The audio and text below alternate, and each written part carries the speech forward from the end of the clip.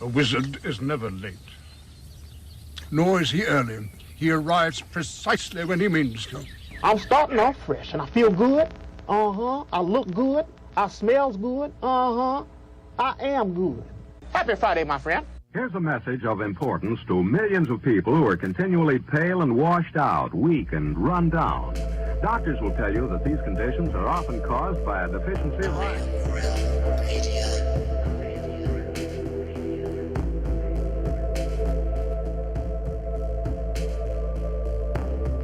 The iron you need to keep you physically fit and mentally alert.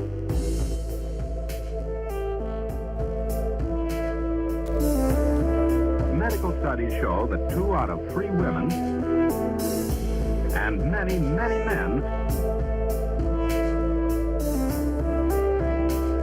lack the daily iron your body requires in a form your body can easily use and put to work.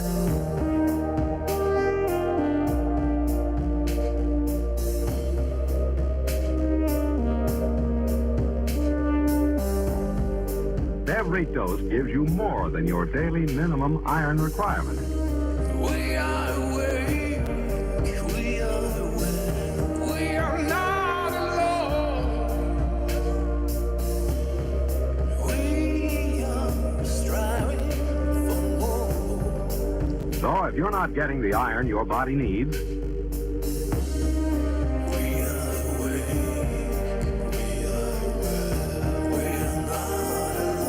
if you feel weak, run down, and are easily upset,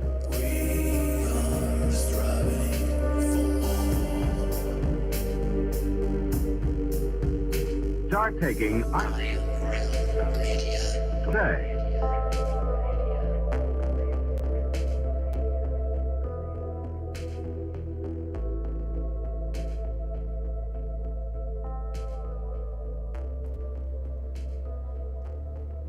Well, let's see here. You've got raindrops on roses. There's whiskers on kittens. All sorts of brown paper packages that's tied up in strings. There's snowflakes on my nose and my eyelashes. And last but never least, there's flat earth and there's coffee. And these are a few of my favorite things. TGIF, happy Friday, everybody. Welcome to Have No Sphere, right here on the ironrealmmedia YouTube channel. And yes, it is Friday, and yes, I am absolutely thrilled to no longer be at work and to be here with you fine folks. Let's jump right in and we'll say hello to everybody.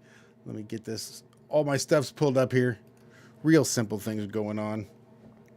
We'll start off by saying hello to the fellas. We'll start with Mr. Zachary Zabala. You might recognize his channel here on the YouTubes as Good Times for All, though you'll never be able to spell it correctly. Zach, how are you doing? Hey there, Josh. Hey, everybody. Not too bad. It was a warm one today. We hit 33 degrees. Crazy people. So, yeah, it was warm. But, yeah, didn't want to go outside at all. Did a few times, this and that, but no, it's like, eh. Yeah, maybe Garage felt like a sauna. Quite that bad. It was 91, I guess, here. 91 French. Wasn't too bad, but I was inside most of the day, so I had that going for me. There you go. How was your day?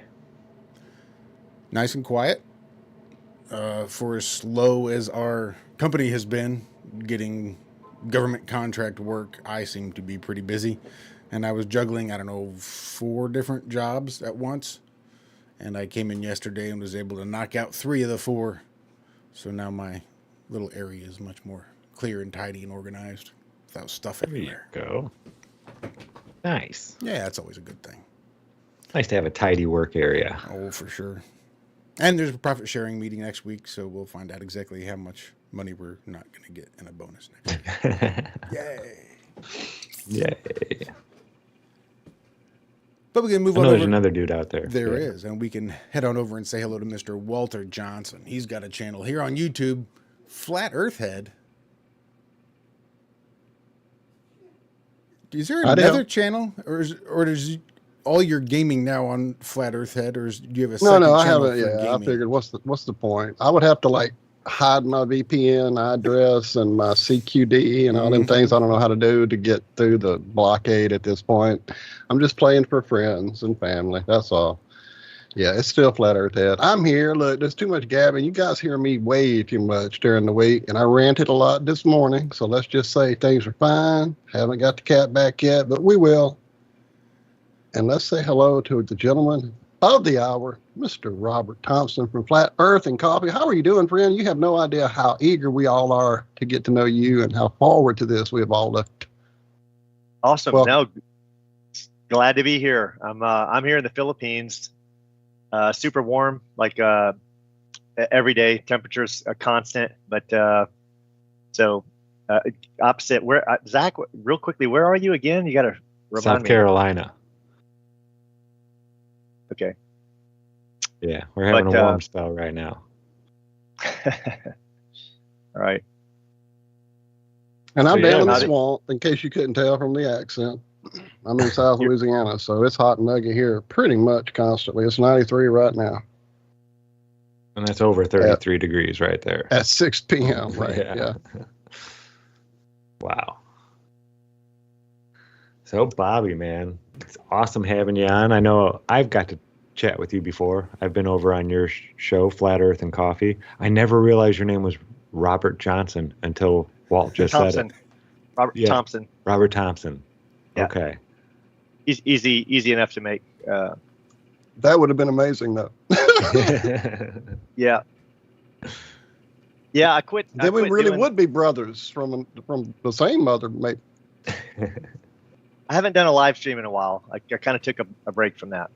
Just wanted to focus on making content. I've got like 30 videos lined up that I've got like the next 2 years lined up. And I wanna Nice. Dude, just that's make so that. nuts that you are just a constant machine. And as I was trying to explain to somebody this morning who wasn't familiar with your channel yet, it's so great that you've taken some of the classic stuff that we all went through as we came into Flat Earth and trying to deal with NASA's bullshit and all that, and repackaged it, put an amazing new timing and comic twist to it that's just fucking, I love your timing, man. And then it's so hard to find things. We talked about that before the show, how you used to could click through Flat Earth and there it was. And now it's so buried and so hidden. You have to have the app or know where to go. And you certainly know where to go, man.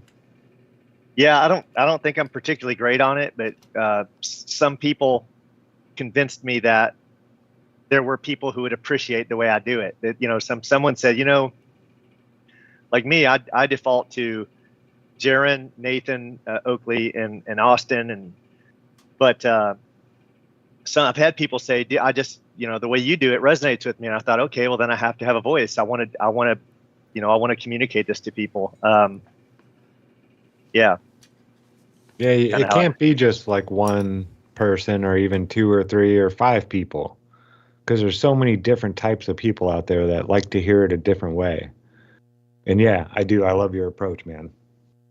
Yeah. It's not very abrupt. You're very gentle about the way you approach it and everything, and you're not like in people's faces screaming or anything like that. I really enjoy your stuff.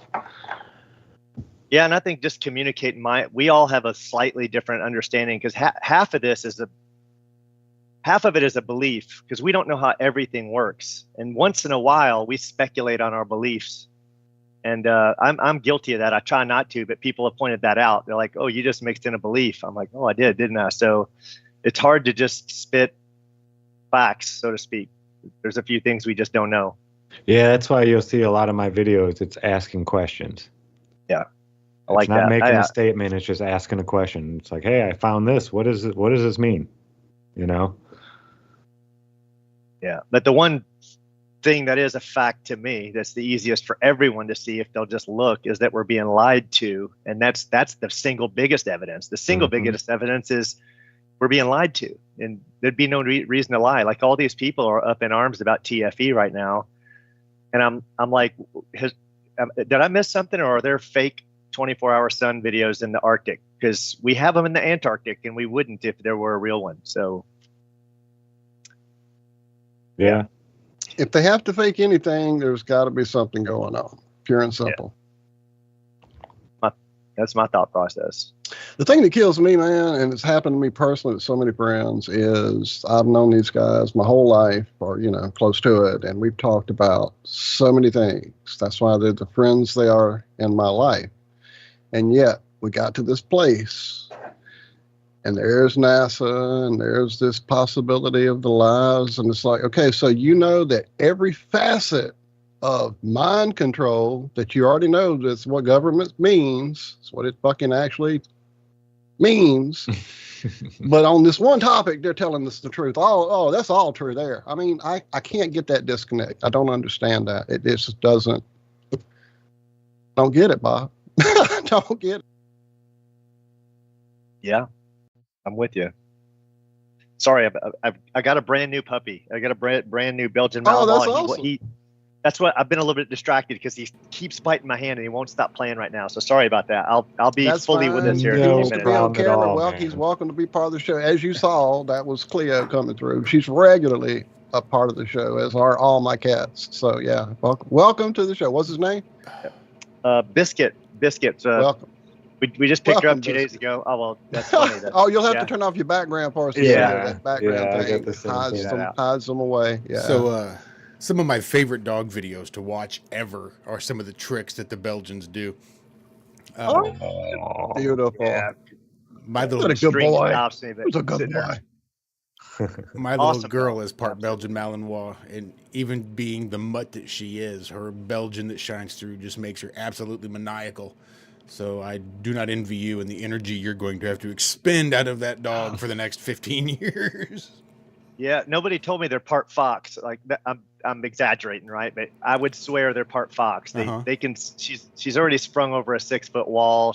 The agility and speed is amazing. Mm-hmm. Yep. Yeah, there's But not it's- many walls that are going to hold them in. No, they'll climb like a 20-foot wall, jump off the side of it, grab a fucking side of ham or some shit, 20 feet out of the hanging, then they'll just come down and land in their owner's arms. Fucking Belgian Malinois are absolutely amazing dogs. What's funny is the guy who found this dog for me, and I ended up getting it. It's a pure Belgian Malinois, and I got it for $100 in the Philippines, which Wow. 5 months old. Yeah, some people pay $3,000 for these, but Mhm. he has a Doberman.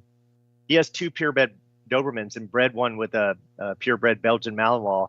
And honestly, it's the best looking dog I've ever seen in my life. It is unbelievable.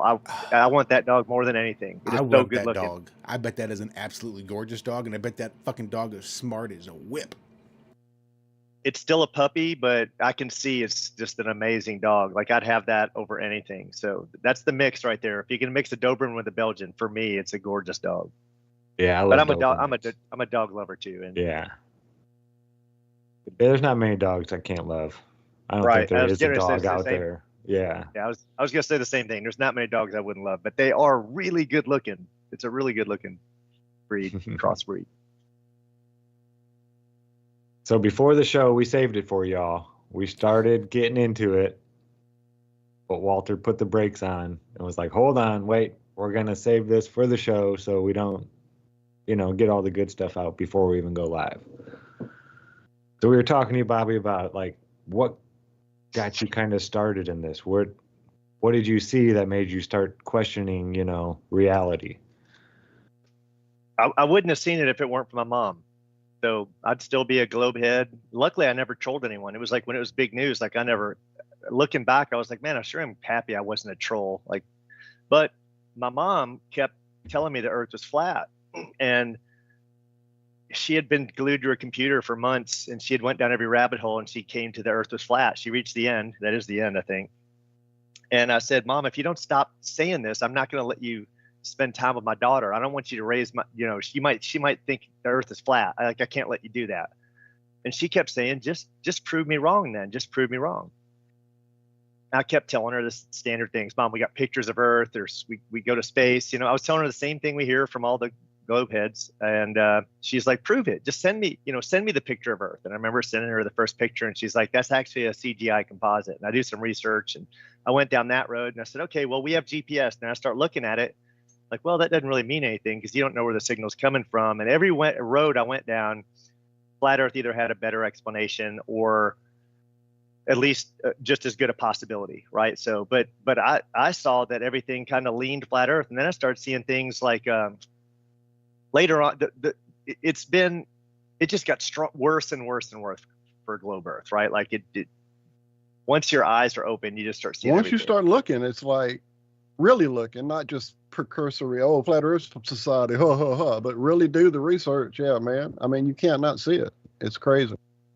That was the end of 15 or beginning of 16. I don't remember the exact month, but my mom got in it pretty early, and then by 2017, I had an earlier podcast, which there's still a few of them out there, but it was called Jiu-Jitsu and Coffee, and I was bringing in jiu-jiteros, and it wasn't supposed to be about flat Earth, but every single episode went flat Earth, and we ended up spending 45 minutes about it. I could not talk about it.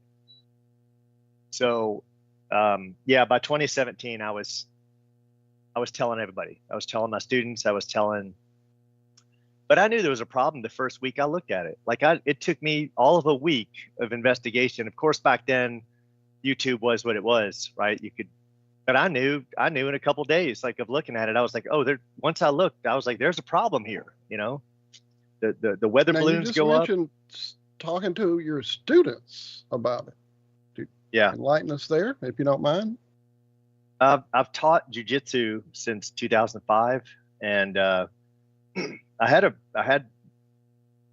one of the largest schools in Jacksonville, Florida. Size-wise, it was the largest, and it was 11,000 square feet. But I had over 100 students, and I'd tell them all. I'd just say, hey guys, I'm a flat earther. We're gonna talk flat Earth tonight. While we're stretching. We'd be stretching out, and there'd be 30, 35 guys on the mats, and I'd just start talking flat Earth. And some of them thought I was nuts. And then I used to put on all day seminars, like literally 8 a.m. to 9 at night. And I just had these PowerPoint slides I would make. And I would just I'd say, guys, if you come over, I'm going to have pizza and coffee and donuts. And, we're beers for everyone's beers, but I'm just going to talk. And my students would show up. I used to try to keep track of how many I converted. Actually, I still have that spreadsheet, but that was my goal. Bring as many people over to our side as we could, and I still offer. You took flat smack as literally as you can take it. Flat Earth and I was jiu-jitsu. Gonna flat roll them. We had that. So the Gracies used to settle arguments by jiu-jitsu. Like this was in the book, so if two family members had an argument, but I can tell you there were several times when I would tell a student, all right, let's roll, and whoever wins is right. So I was always right. That's awesome. Be better. So, yeah. Well, if you don't mind me asking, what age bracket is your mother? I mean, my mom was born in 42, and while she was very open about a lot of things throughout her life, by the time we got to flat Earth, she just wasn't there. I couldn't quite break through. She's 75.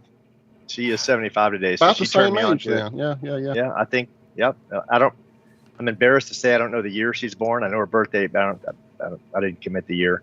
But I know she's 75 today, and yeah. Oh, happy birthday to Mom. Yeah. How long was Mom a flat earther?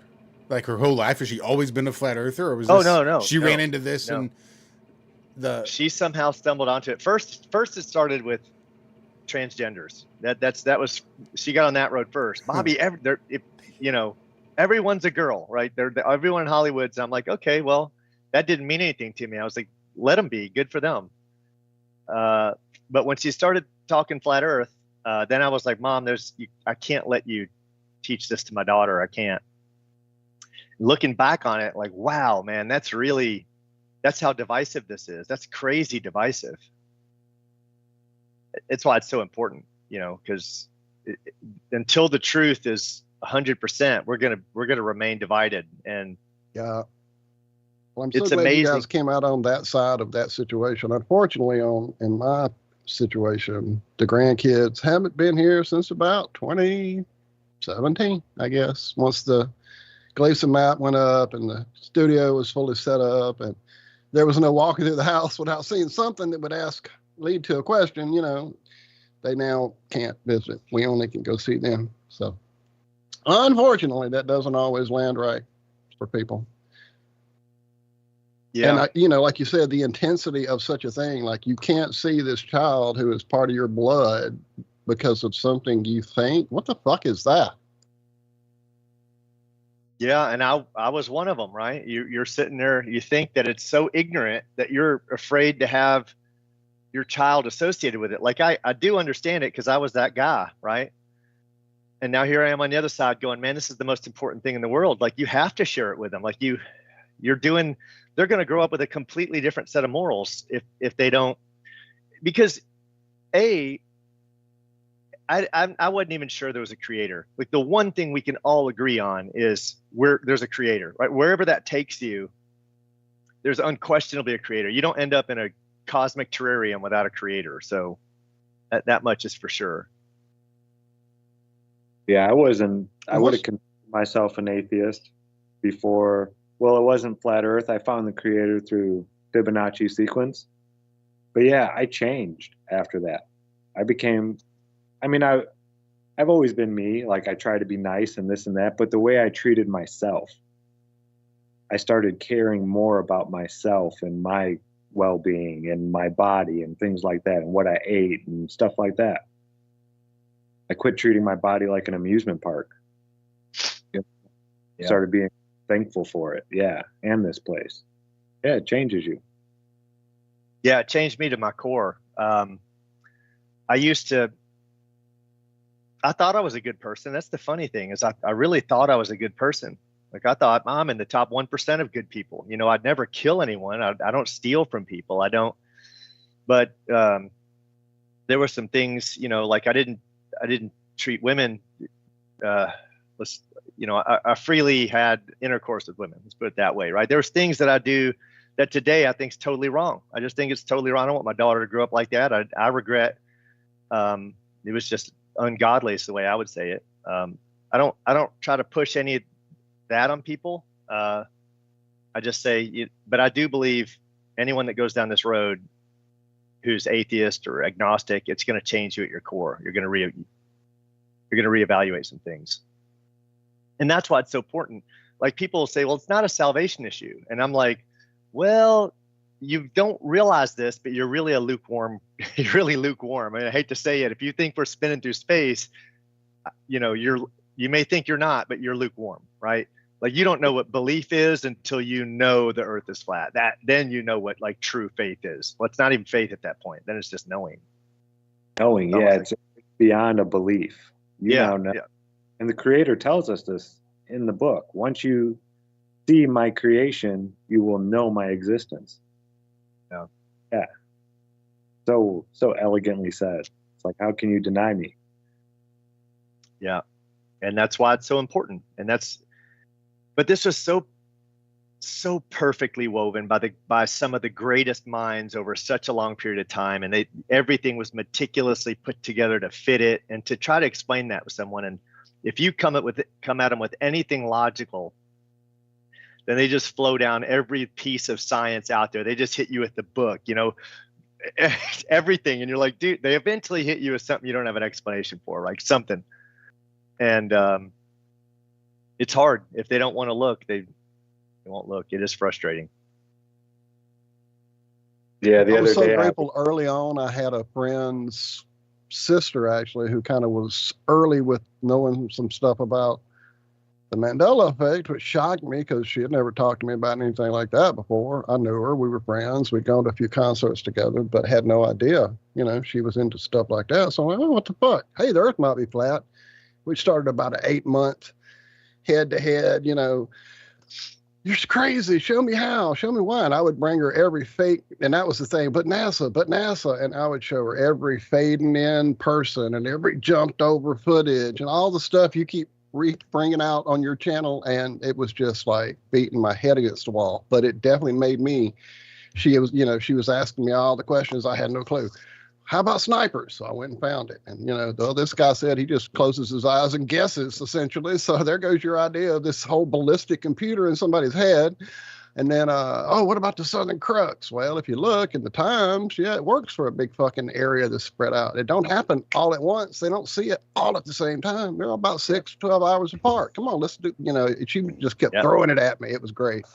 So doing that, helped me have some ideas of things I could tell people other than just, well, here's a video I've got on YouTube. Well, we have been joined by Mrs. Cami Knodel. I know she wanted to come in. I doubt she'd be able to stay the whole time, but she wanted to come in and say hi to Bobby for sure. Wow. Hello, Bobby. Hello, Cami. What? Nice to speak with you. I've heard your voice many, many times. I've heard yours. Oh, wonderful. That's so nice. I just snuck in. I joined in. I have not listened because we have Judge Judy running at the house, so Zack will explain it. But I'm missing Flatter so bad. I'm very tired of Denver and Judge Judy, and it's so good to hear so Flatter's voices. And you are one that I've been looking forward to meeting for a long time. So thank you so much for joining the show, and maybe we can invite you back on another full show where I get to play. Yeah, that'd be awesome. I'd love to pick your brain sometime. That or I would love that actually. Yeah, I just was inquiring about Bob and the I never heard. I've heard a few side stories, and I still had some questions. I still wanted to understand a few things, but I always suspected that. I don't want to drag you in it, but I always thought, man, it would be easy to tinker with to have one pre-programmed. Like I've thought this. You're talking about the ring laser gyro, Cami. Oh, the ring laser gyro. Okay. Sorry. Yeah. Right. Yeah. I forget you weren't here. Like I'm to the point where I think that we totally don't understand how much the government knows about us. Like I believe that they know I have a toothache, right? Like they know it. They're like, oh, we've been wanting to get this guy. He's got a toothache. Our algorithms show he's probably going to be going to this dentist. Let's make sure this dentist gets this batch on their next order of this. Like this is how far I am down. Like they will get you one way or another. If they have their sights set on you, they'll set things in motion that will eventually catch you, right? For example, I now this is, some people may say I'm crazy for this, but I'm just saying I believe our government has this possibility. And I'm not saying I believe this is what happened, but I do believe our government, if our government knew I was going to buy something, let's say they say, well, this guy's going to buy a ring laser gyroscope. Well, where's he looking? Well, he's looking here. Well, let's, we're the manufacturer, we're on board with the manufacturers. We can program them to output whatever we want because it's an interface that's reading something. I believe they could make me, I believe to a point where they could make me receive one that's faulty, so to speak, right? Like I didn't speculate that happened. I'm just saying that that's how far I think the government is, that they can make me get a product they want me to receive. That's probably what I should say. But I think the government has capabilities to listen in on you from even devices you don't know that are listening in your house. And this is my speculation, but you can even talk about it with Zack, where I'll have the phone in the other room. We'll talk about something bizarre that only, like something magnetically bizarre, like a weird type of magnet or something. And next time I'll pick up my phone, it will have ads for that. I mean, it's that spooky. Yeah, I 100% agree that could happen. Her say it, so her phone is showing her ads on it. Yeah. And I've gone back and thought, am I crazy? Because who would ever get an ad for like a neodymium, this and that, or it's like nobody would get an ad for this. To be fair, if anybody would, Cami, I bet you would. Okay. The ring laser gyro, the other thing, and it was something that I had discussed with Bob like heavily before doing the experiment. And we, again, we go both ways, but because we were looking at, this is what worries me a little bit about the Antarctic experiment. We were looking at it and we had other pilots not saying that, right? But were we possibly looking at it wrong? The ring laser gyro does not measure the ground motion. It simply measures the rotation of light. is picking up light. It's not picking up the ground. It's not picking up anything solid. It is picking up light. And if our light is in rotation, our magnetic field is in rotation, in other words, it's not a proof positive of anything. When you actually do the logic and take it all the way down to the physics, it would prove that we would have a spinning, an ether or spinning light. The light is picking up emotion around us, but we know that. We already know that it is. So we're making a fight. Some of the times we look for proofs, I think, based on looking at their deceptions, and they could really go both ways. So, what they were really trying to do with Michelson-Morley, it wasn't so much measuring the rotation, it was measuring us going around the sun. And it didn't pick that up. It did not. And that's why Einstein had to come up with the theory of relativity and do away with the ether. You have to, and the whole thing is about on the ring laser gyro is he's right. The significant motion on that is that, we're picking up a rotation of light going around us, if it's true, right? But we're not picking up any of the other rotations, the rotations that would really show up on there. That would have 66,000 miles an hour, Right. You should see that. The ring laser gyro would pick up all of those. So in retrospect on there, it actually did make our proof 100%, but it was not, we didn't, because we predisposed it as a challenge and put it out this way, we came out as a failure instead of trying to collect information and learn more, is my opinion on it. Same thing with Aries failure. Same thing with Aries failure. That is one of the, sorry. Oh, go ahead, Cami. No, you're right. Yeah. No, you same thing. Explain Aries failure. Go ahead. Well, I was just going to say it's one of the most sound, experiments that I've seen on the movement of the lights above our head. It is brilliant, just flawless. It's brilliant. It's you flawless. Know what we're talking about? Flawless. It's putting the water in the telescope in order to look at the rotation to see if the ground is moving or the star is moving, and that was proof.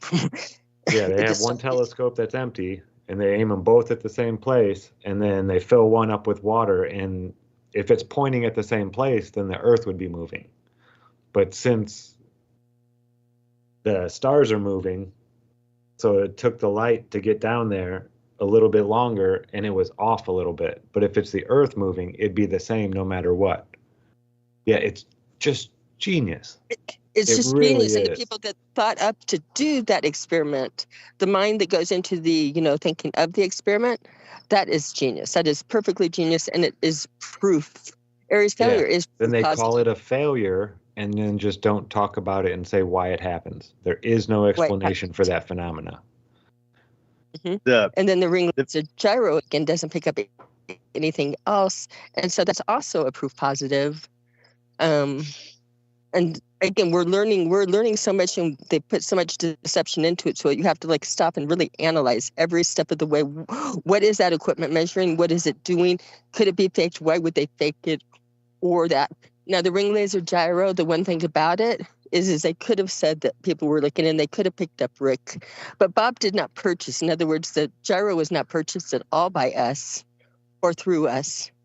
It was purchased by somebody else that sent it to us to test. But part of your thing on it is that it was not us that made the. We did some research and gave them suggestions on things to look for in a piece of equipment, but we didn't actually source the equipment or have anything to do with doing that.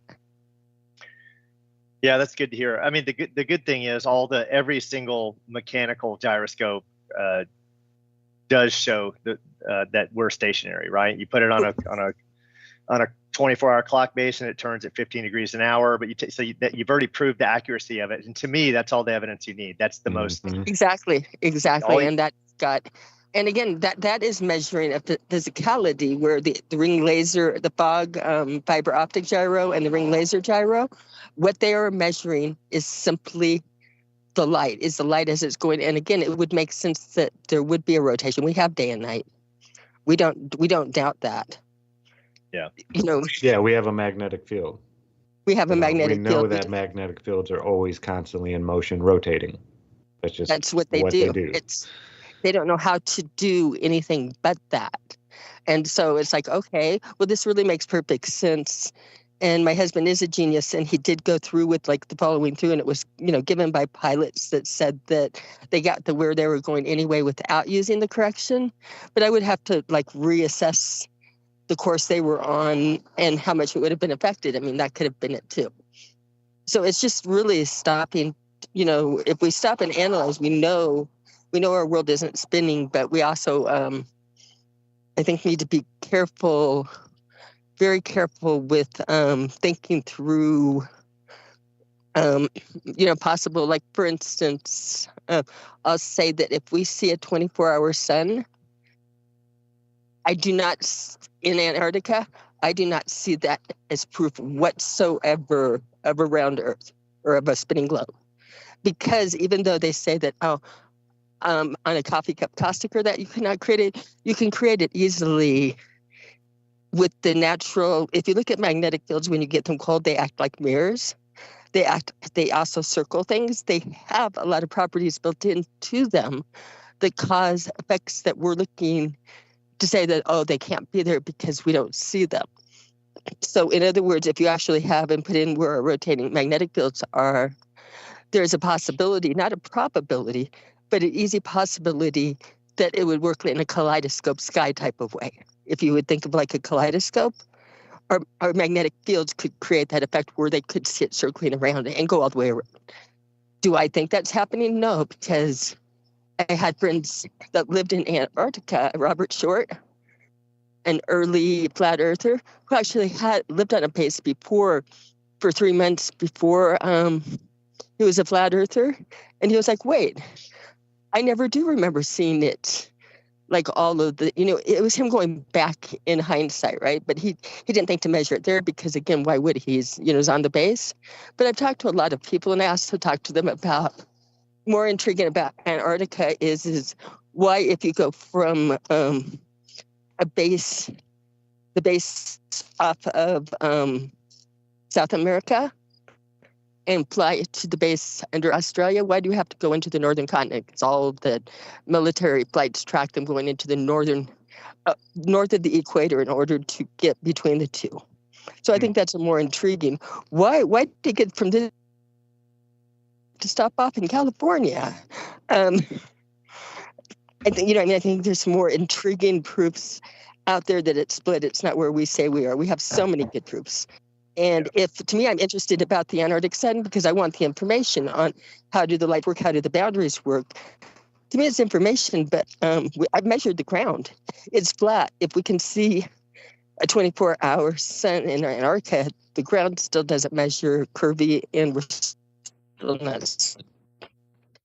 I just get nervous, and that could be, again, just because of what happened with the fog. I tried to look at every ramifications, and it's like, wait, I can actually mock up using mirrors. If I use mirrors and things like that, I can mock up what's happening. And then you would argue, well, who would put mirrors in the sky, or who's doing that? And that means it's created like that. And it's like, well, no, not necessarily. Just look at where our magnetic fields are. And if you make another layer of it and rise it a layer up on that, they would have the exact same type of, and this is, if I'd love to show you sometime, do a show where I can actually I don't have a camera, I don't have my stuff, but I can actually, mock up and demonstrate these things and show you in writing exactly like where magnetic fields do have these properties. Properties already exist. They don't even know how not to exist. But we're not thinking of using them. It's like we need to be thinking of these things. We know they're there. Yeah. I just watched the interview for the second time I'd seen it, and it was with Nathan Oakley and Antonio Subirats, and they had some guy who spent a year and a half in Antarctica, and he was sitting there saying, I was there for a year and a half and I never saw a 24-hour sun. I mean, the guy was there. He was there for summer. Okay, no, that was Robert Short. That who is? I gave you the benefit. I said I'm in Denver, so I'm not thinking. Robert Short is who they were talking about.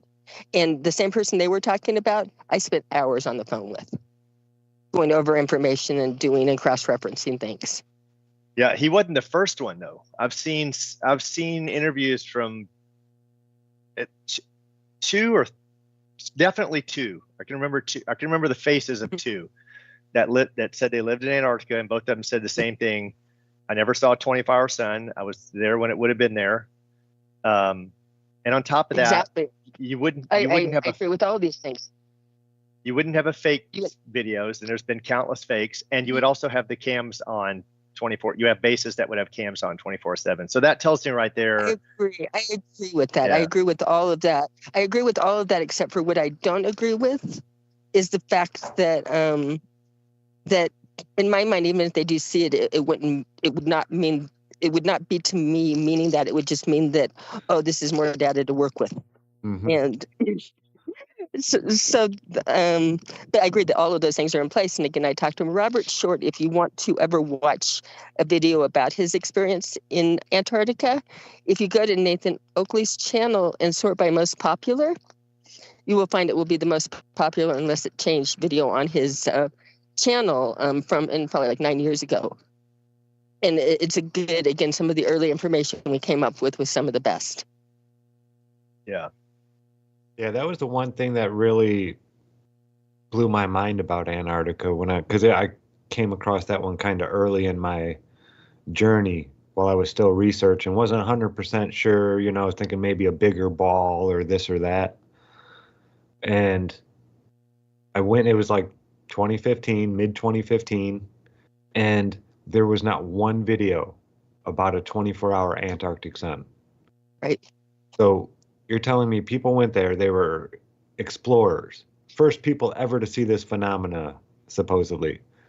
And then we've had scientists down there since the 60s, living down there nonstop at bases, and not one person said, hey, I'm going to go out and record the 24-hour sun. Get out of here. Right. Come on. Right. I'm a human. I know what I would do when I got there, People, look, what hasn't been done yet? Oh, 24-hour sun. That's easy. I'll go do that one. Nope, never been done. That blew my mind.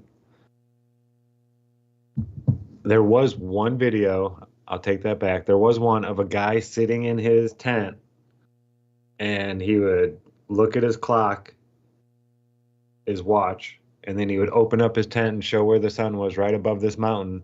Then he would go back and it would skip ahead, and he would open up his watch and show a different time. But he would open up the tent and show the exact same sun, like above the exact same mountain. Be like, it never sets here. It's just always out. It's like, yeah, but it does move, man. Mm-hmm. It's not going to stay right there. They could make a perfectly infallible 24-hour Antarctic sun just by using the Arctic. Like, how would you know, right? Like, how would you know they didn't just do it? Don't give in them the Arctic. those ideas, Bobby. Right. They haven't figured that one out. So, But that's what I mean. That's where the things could be fake. So this is where I would love to have the information to verify. I don't think that we will have one. I would love that verification. That helps knowing where boundaries are and things like that. That gives us information to work with, and important information to work with. And I agree 100%. All of this stuff is suspicious. And a lot of the But is it? land in the But is it north proof? is but is covered it in proof? green. I- Northern Alaska, Norway. Oh, I we mean, know. They don't It's look like way Antarctica. different. They don't look like So it would Antarctica at kinda all. be hard to. Mhm. You'd have to find a good spot to do it. That's still Well, the managed thing to. about it is with the 24-hour sun in Antarctica, if you remember what I said, is if you mocked it up and that these fields can work like mirrors. The thing about it is if that sun that they were seeing is working like a mirror and not as a actual physicality, you would see the light without getting the warm properties. So again, I have no idea what's happening, but I can say that in natural physics, there's the things that can produce each one of these potentials. And when you have that opening, when you have the opening in the physics to produce the different effects, it's no longer a proof. It's no longer a proof. It's an opinion that, that, oh, people haven't done this and this is weird and this and that, but it's no longer a scientific proof. Because again, it could happen easily either way. And we might be able to catch them on it, but it no longer has a proof because I know it can be mocked up, and the way it would mock up would like, again, if you used the fields as mirrors, is it would mock up that they wouldn't get the heat from it. And that would be the difference, is it would be like a mirror image of it, but the mirror image does not come with would not come with the physicality properties.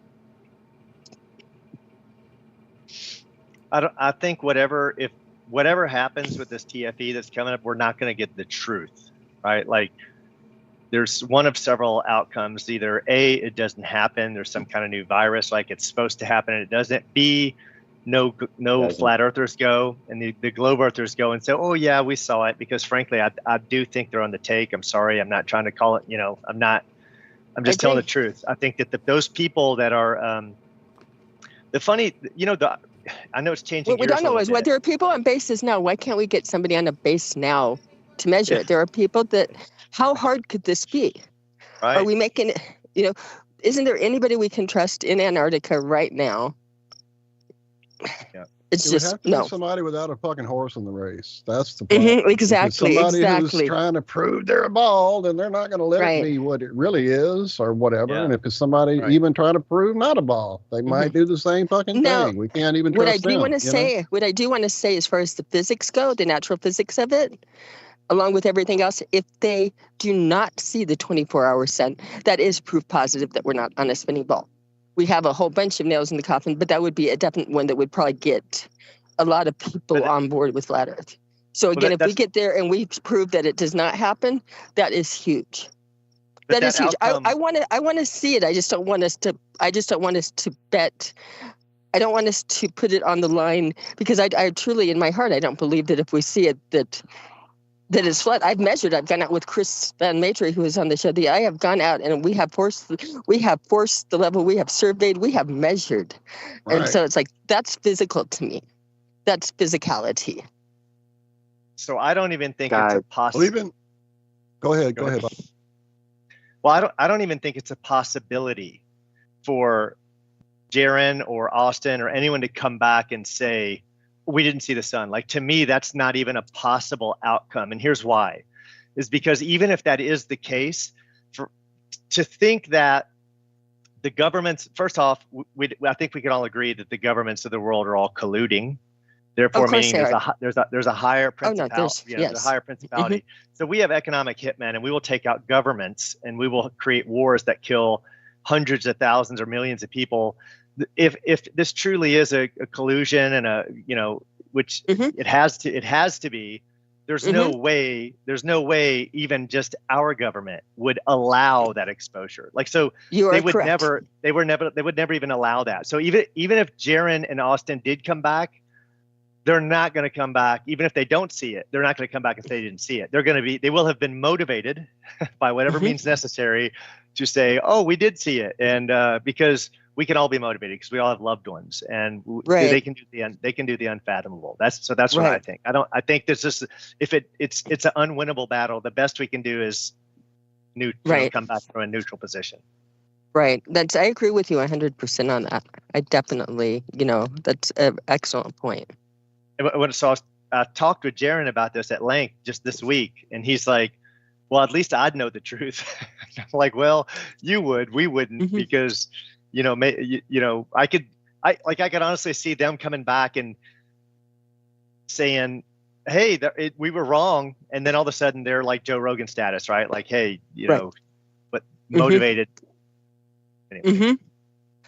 I'm in 100% agreement with you. I have not talked to Jaron about it with them at all. I'm running in bind. I've had, since this has happened, I've had, again, a mother with a broken tibia. I've had all kinds of different things happening where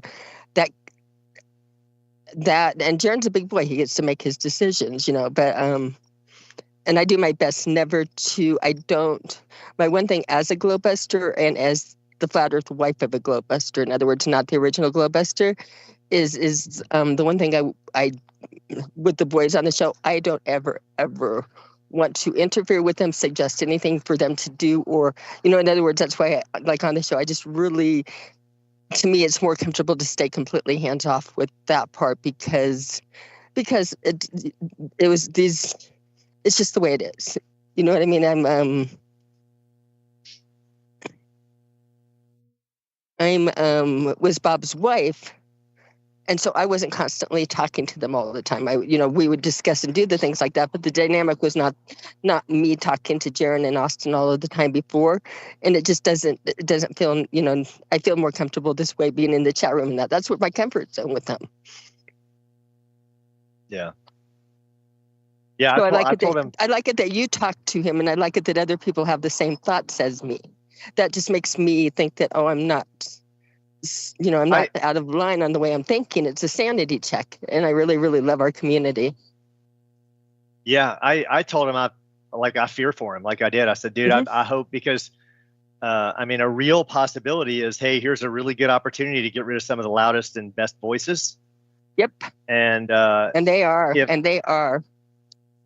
And then the other thing is just to convert them against their will, right? Like I think there's two types of servants: those that are gladly, the psychopaths who say, "Yeah, I'll sign up for, you're going to make me rich," and then there's the ones that have no choice, right? Like I think both of those exist. That's just my belief.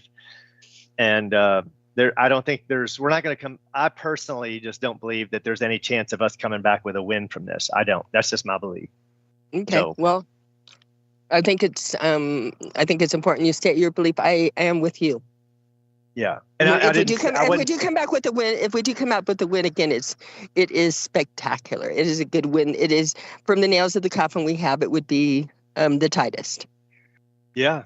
Yeah. I don't know how they would spin it, but yeah. They couldn't. You couldn't. It would be disproven. You couldn't come back. Right. So I see the allure of it. I see all of the different things. It just, again, its main thing with me is if we do see it, or again, if we say that we cannot, if it does not do what we anticipated, to me, it just means that, again, we're looking at the sky wrong. Not that the ground is moving or is a ball. It just means we have a lot to learn.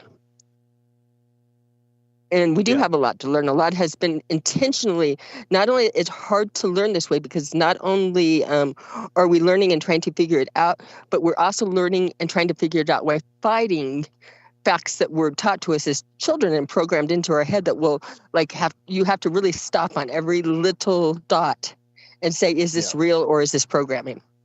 And it's a hard way to learn. It's a very hard way to learn. It's harder to unlearn than to learn. Unless you're trying to learn something by applying the reality and dropping the non-reality. And it takes a lot of mental acuity to do that. It takes, it's a lot. It's a lot. Right now we have, again, so many. They did something brilliant. They tied up all of our most brilliant analytical minds, in the ones that would be able to figure this out faster than me in a heartbeat. They tied them up trying to solve an impossible puzzle. But I don't know, geniuses like impossible, puzzles. In other words, they're looking so hard for that answer because they are so sure the world is spinning and all the other things are true, that they're looking for the right combination to come up with making things work, and they haven't been able to. That's why they don't know over 97% of it. We know nothing, right? We have all of these scientists, our best minds, working on it all of the time, and yet they know nothing and cannot make between the different sciences work out. Yeah. So what are you working on right now? It started as, so I have just a list of over 30 videos I've got to make right now. I'm retired now, and now just every day I'm laying in bed and I'm like, oh, I got to make this one, because I think in my head I'm like, I've got a unique twist on this. It's the same information, but I always have a twist of how I'm going to tell it, which makes the story different. What I wanted to do was see. I started working on a video that was like, you could just send around and it would dispel some beliefs at first, like, oh, boats sail over the curve. And so I had it in sections, like dispelling beliefs. And then the last section was actual like late 1880s to 1960, but basically saying, here's all the science that's been done, like Michelson, Morley, and what they all said about it, and really making it understandable, taking the right clippings and summarizing, ending with the fact that we weren't able to detect the Earth's motion, right? Like we've never been able to detect it. And most people have no idea that all that science happened. So I kind of want to bring to the forefront in a video all that science that happened that no one's aware of, right? Because when people pop up on my Facebook, they have no idea who Michelson, Morley, Gale, Aries, Failure, Sagnac, all these people, I said that wrong, but they don't know who any of these people are. They don't know any of that science happened. So I kind of wanted to make that in a nice presentation. And you're right, your Just clips that's- and presenting it and doing it right, that's invaluable. I mean, because again, we know, because we've studied long and hard on it, exactly what you're saying, but it's not presentable. When I talk, I confuse people because I jump to 10 years into it, and it's not an easy jumping in place for brand new people. It's not helpful at all. What you're doing is so helpful. Yeah. I'm just trying to break up subjects as small as I can, where people can Yes. just like, oh, here's the subject. Go look at this one. And it's nice because I get to build on the work that the community has done up until now. So, and then I can take all that work that the community has done and I can add my twist on it. And So important. I have what regularly you're been doing. sending your videos around lately, Bobby, for that very reason. You know, that they're so easily digestible. Your humor hits me in the right place. I love it. Kirkland. I had one person said I couldn't watch it. There's too many calculated. Oh my God, actually- I couldn't stop pissing myself. It was great. Yeah. Well, I am looking forward to more of your work. We'll find a way to share it on Globebusters or do anything we can to support it. I know that we'd like to have you on the tech show. Don't we? Yeah, we do. And pardon?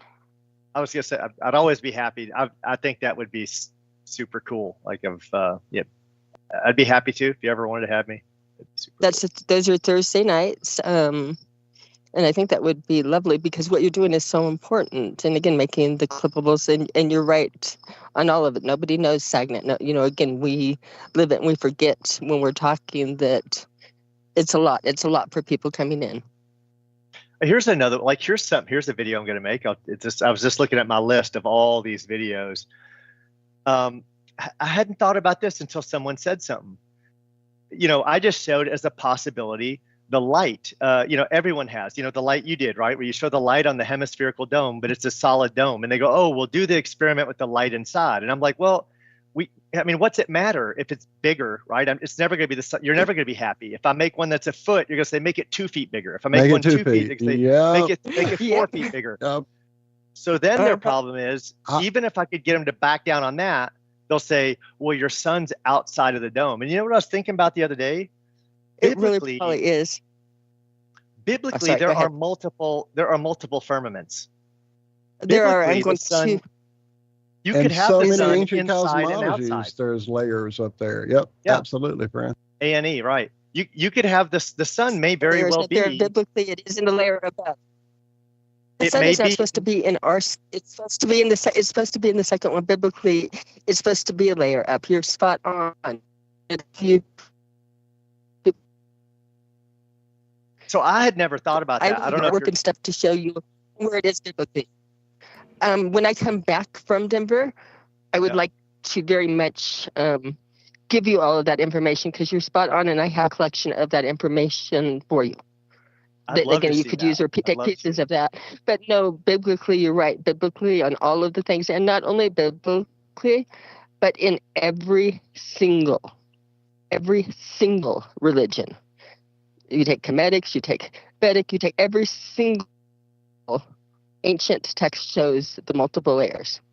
Again, you go into, it doesn't matter. Every single cosmology had the layers, the multiple layers. And so we keep on looking and going out when everything shows us that it was up and down.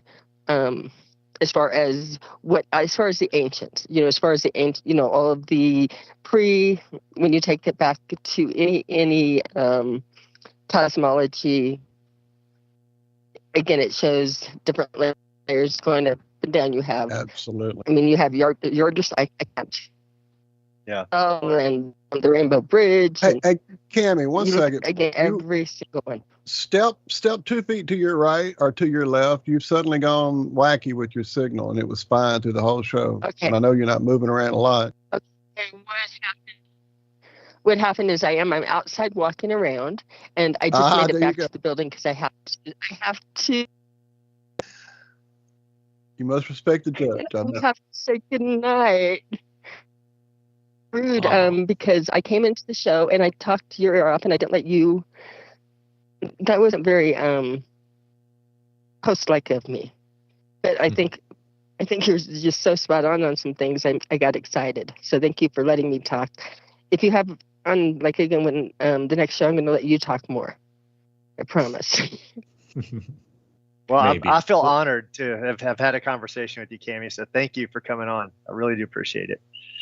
Thank you. And thank And- you for coming on. And I wasn't going to come on the show tonight. I was just so excited with you as a guest. So thank you. I like what you're doing. Thank you. And I certainly hope this won't be Bobby's last time here. So you definitely guys will bump heads again, I hope. Yeah. Not to put you on the Yeah. spot already. No, I'm enjoying it. I'm It's very easy to be on your show for sure. Oh, crud. I walked out of the apartment without keys. Now I'm going to have to ring through security to get back in, gentlemen. I'm so sorry. Here comes the judge. Put your camera on and tell him This you're I'm going to have blind. to bid adieu. Okay, I'll put the camera on a minute. Just tell him you're blind and we're here to assist you. We're leading you around. Yeah. Uh-huh. Pardon? I don't know how to get the video on it. We're a team of You have to go bodyguards. to Sidebox. I was just Pardon? joking. You probably don't have the bandwidth anyway. Yeah, we're struggling to hear you now. Oh, now here. There we go. And I am here in. It's a massive retirement community here in Colorado with over 2,500 units and over 5,000 people living in this little retirement center. That there, by the way, is not only no smoking, but no vaping or no anything anywhere on the property, including in your apartment, in the building, on the yard. And they even went so far as marking the street, which I had a problem with. And then I came out today and the signs were gone. But they actually had, oops, I'm holding it up to my ear. They actually had, where you see the park benches, they had signs saying, remember those signs there, Zach, that said no smoking or vaping anywhere on Heather Gardens property? They had them posted even on the street. Yeah. We know that doesn't work. I was going to say, they'd probably have to get rid of that too. I'd be up there like every day taking a new picture of myself smoking or vaping next to that sign. Mm-hmm. Well, what you gonna do about it? Well, But then you think I about thought it was cute that they did that. And like they had, this is what they look for. I won't do that little, I don't know. There you go. These are the You're frozen up, Cam. no smoking or vaping. You're not getting Oh. good bandwidth wherever you are. It's stuck on like half your Okay. face. We're seeing. Uh, oh shit. how about now? Illuminati confirmed. Illuminati confirmed. There's probably a fair share of There may be oxygen tanks around there. You got to be careful of. yeah, there could be a little bit of 5G and stuff going on here and interference. I think there might be. And I'm sorry, I keep on forgetting it. I'm not used to being on a phone, so I keep on putting it up to my ear, which is a nice look. But what can you say? Denver brings that out in you. Hi, Bobby. Hi, Zach. Hi, Josh. Hi, everybody. But Walt, where's Walter? No, there there I we am. go. I'm there. I'm You there. are. He's there, but still. Hi, everybody, but Walt. But hi, everybody. Well, Hi. fuck that dude. All right. Love you, lady. And hugs to Love mom. you. I'm glad she's feeling better. Okay, back to Judge Judy, y'all. 24/7 Judge Judy. She is always on. Judy You guys have a criticizes. great. Isn't that the name of her new show? Judy criticizes. Judy judges. Uh-huh. Something like that. Some bullshit. Can't be Judge Judy because Judy ain't really a judge, more than likely. Maybe it was Judge Joe Brown that had his judgeship taken away and became Joe Brown Blathers on. Some shit. I don't know. So check that. I got to share a quick story real quick. Back when this dog is just attacking me. Okay, so I was looking up, trying to see if I could find more gyroscope Sorry, this dog is really. I'm gonna have to put him up. This dog is That's going to be your life for the next 15 years. I know. I'm telling you. down, bad dog, bad. You're being bad. You're being bad. Should have named him this dog. Give me a second here. I'm gonna have to put him outside. Okay, This no worries, dog. Bobby. cow. Take your time, man. I got to go put this dog outside. I was thinking about making a coffee. You want to play a little song? We haven't heard Jeremy sing in a while. Where can I find that? I think I've got it. Oh, Bobby's quick about it. Look at him go. Oh yeah, no, I just let him out. So let me share this story real quick. There's I was looking for more people doing experiments with mechanical gyroscopes, and I come across this one, and the guy said he shows this video, and it's picking up 15 degrees an hour of drift, and I'm like, well, that's interesting. And this guy's got a channel where he just does random science. He's like a random science guy. I just like doing random science. He does the channel has no direction at all. He's just a cool guy who likes doing interesting science experiments. He does lasers through water, and he doesn't come across. He's never mentioned flat Earth in his channel that I could see. And I was like, wow, this guy. So I reached out to him and I said, look, your mechanical gyroscope you're picking up 15 degrees an hour. He's like, yeah, I've been doing this experiment. I said, could I come see it? Could I come visit you? I want to see that in person. And he's like, oh man, I'm in the process of moving. And I'm like, well, where are you moving to? I'm like, how long? Well, I'm not sure yet. It's, I'd have to reach out to you after I'm settled in. I'm like, okay, well, that's interesting. So I dig down I start digging through his channel. I have to look at the name of this particular guy, but I've got some correspondences with him saved. And then I see he has a video of several gyroscopes, like 4 or 5, and they're taken apart. And I thought, well, that's interesting. He's like, here's how you build a gyroscope. And I thought, wow, this guy's taking them apart now. Then farther down his channel, I found a video, how to calibrate a gyroscope. I'm like, what are the odds that this science guy knows how to, he's just a random science guy living out in the woods, knows how to calibrate gyroscopes.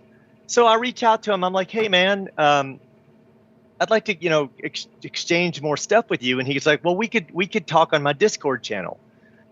And I go to his Discord, and his Discord is an anti-flat Earth Discord with hundreds or thousands of members. I don't know exactly, but a lot, right?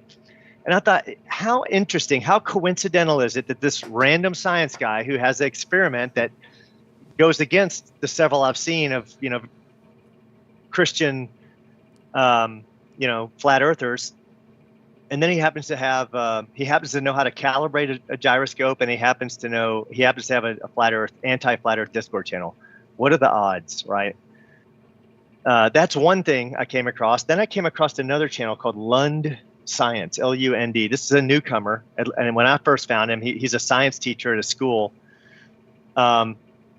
He was doing the what's the experiment where 2 heavy balls go together? I know the name of it, but you know what I'm talking about?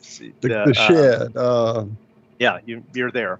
And now come on, help me, Josh. I'm working on it.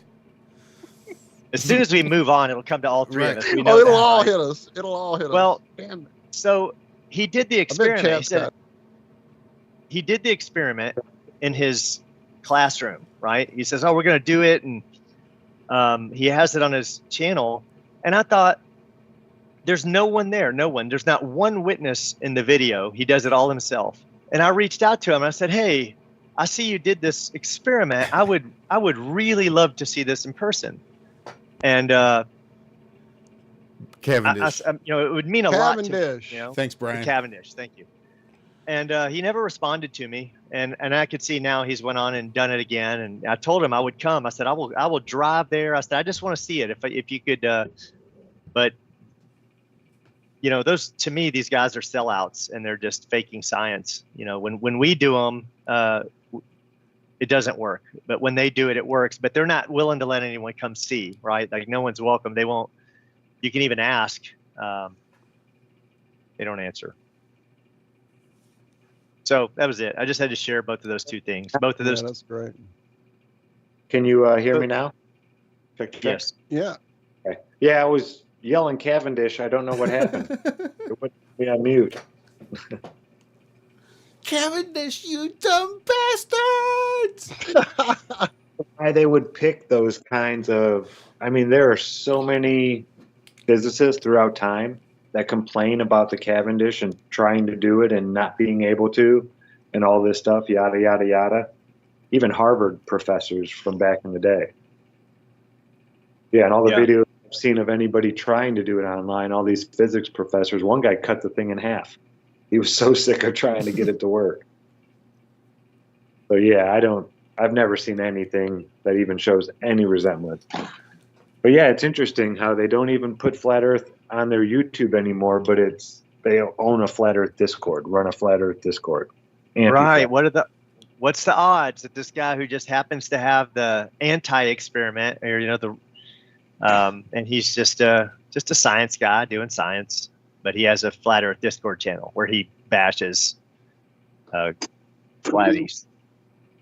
Well, earlier when Cami was on and was referencing the fact that the ring laser picks up, light moving, which is kind of what it does above us, I was going to mention that we kind of also had the other end of the spectrum covered, because we know a guy who actually did the physical side with his 24-hour gyroscope experiments, that he repeatedly took notes from every troll that came into his fucking comments and took things and changed this and changed that. And yeah, he never got adrift.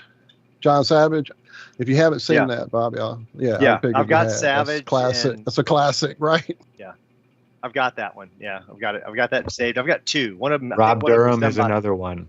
Yep, those are the two I've got. Rob Durham and John Savage. That was where I was going next. The day before my gyroscope showed up, or the day after, something like that, Rob Durham put out that 45-minute video on gyroscopes, and I was like, well, I don't need to make any videos what about do I need this to do now. now? Right. Yes, I'm just a poser. Rob just knocked it out of the park just there, dude. How do you follow that? Yeah. But it is one of my favorite things to share at Flattoberfest. Putting a gyroscope in your hands. Have you ever felt one, Bobby? I've got it. I've got everything. Okay, I've got so the yeah, you know compressor, how, I've got the, how strong that force is. It's crazy.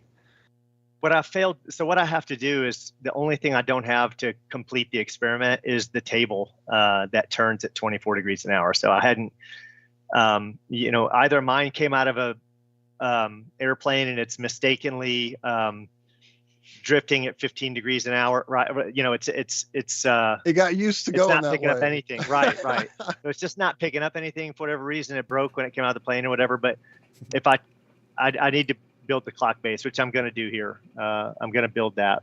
I got to make a table for it to turn on, and then I'll post my results. Hey, Bobby, why do you reckon the Philippines is spelled with a PH, but Filipino is spelled with a F? I don't know. I don't know why they do that. All right, I'm just curious. No idea. I can tell you it's an amazing place to live, and they've got a sprawling flat Earth community. Yeah.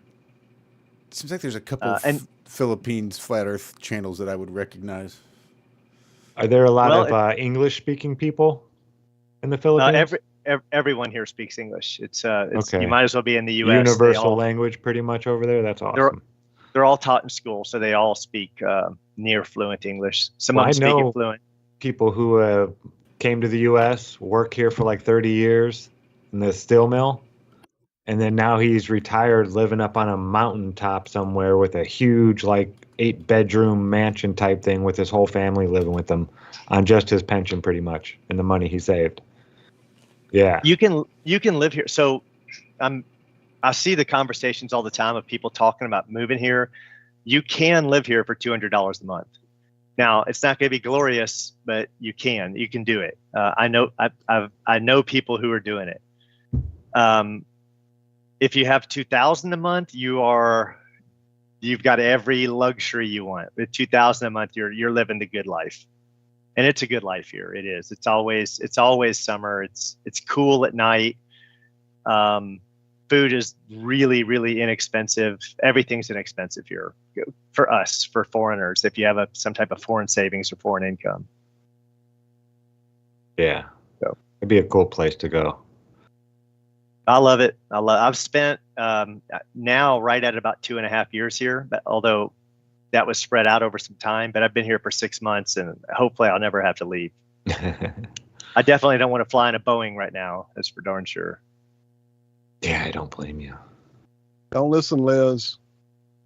Or Cami. Or Cam. Man, I wrote this down and I wanted to touch on it before we get way too far from it. Bobby, you mentioned earlier, hey, don't call me paranoid, but, and then describe some, pretty paranoid thinking. Look, man, Josh and I, and not just Josh and I, everybody here at the show, we have a friend who knows a lot about computers. And early on, we were struggling because, money and just not knowing anything about computers and building and all that. So we had this friend kind of help us out. Josh sent a computer to him to have him help us with upgrading it, overclocking it. We had no clue about any of that. And so he did that. The computer got back to Josh and it looked like somebody had taken a fucking hammer to it. This wasn't, it got dropped by UPS in the truck. This was beaten in distinct, strange places that made no fucking sense. To the extent and freaked us all out so badly that when I got my computer sent from the same person, it got here and it felt like it had been interfered with, to the point that I went and got my smudge kit and I smudged it on my porch before I ever brought it in my fucking house. So yeah, you're not paranoid at all, my friend, thinking that there's things that get interfered with that head our way. For sure that it happens. Yeah, I'm super confident. It's not even a matter of confident. They've already had people like Snowden come out and say, like, I think they have a desirable list and an undesirable list. Like they know that right now. Like if today were the day they said, all right, it's going down, they've already got you're in the roundup. We're all in the roundup right here. Like all of us are in the roundup for sure. But I think they have capabilities like we can't even imagine. Like if like for example, it'd be really easy for me to get tainted products to you. Really easy, because we do things routinely and habitually. We order from Amazon, we order the same thing from Amazon. You got their homie in charge there, and they can even make it happen in ways where people don't even know. Like, for example, let's say you order toothpaste. Now they have 2 bins of toothpaste at every distribution center. You have bin A and bin B. They're separate, but nobody knows. Nobody catches on. There's 2 different bins, right? You place an order for toothpaste and the sheet comes up, says, go get some toothpaste from bin A. You see what I'm saying? But now, whoever, Elon Musk places an order for some toothpaste, his comes from bin B. You see what I'm saying? So that would be so easy to do. We could do this 20 years ago with technology. I mean, so if you have a non-desirable, it'd be really easy to, get him eaten. I think most people out there are their non-desirables. I mean, yeah, most of these people have their own gardens with gardeners, and they're not growing just flowers. They're growing the food that they're going to eat throughout the year, and it's grown right there.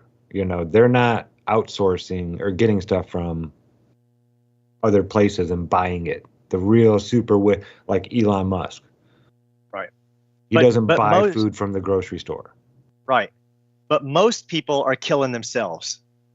They don't have to worry about most people. Mm-hmm. Most people are like their diet's so crap. They don't even have to worry about them. They're not. They don't even care. Aluminum, deodorant, fluoride, just fluoride water. Time. Yeah. The food, McDonald's, right? Like they've got so many things working against them. But you got some people who are growing food, they have learned to, they've cut out every carcinogen and poison they can. They have a healthy diet. They're fasting. They can get to those people. I believe if you're not super careful, they're going to get to you. But that's me going really deep down the rabbit hole. But I think that they do have that capability. And why wouldn't they? Why wouldn't they? And why wouldn't they use it? Right. Have you looked into smart dust? No. Oh, that's Hitachi. Hitachi makes it. Yeah. It's good stuff.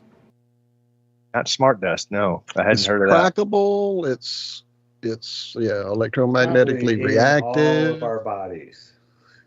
And it can go in, breathe it in on your skin, food, water, you name it. Well, see, that's one of the things about the Philippines that I really like.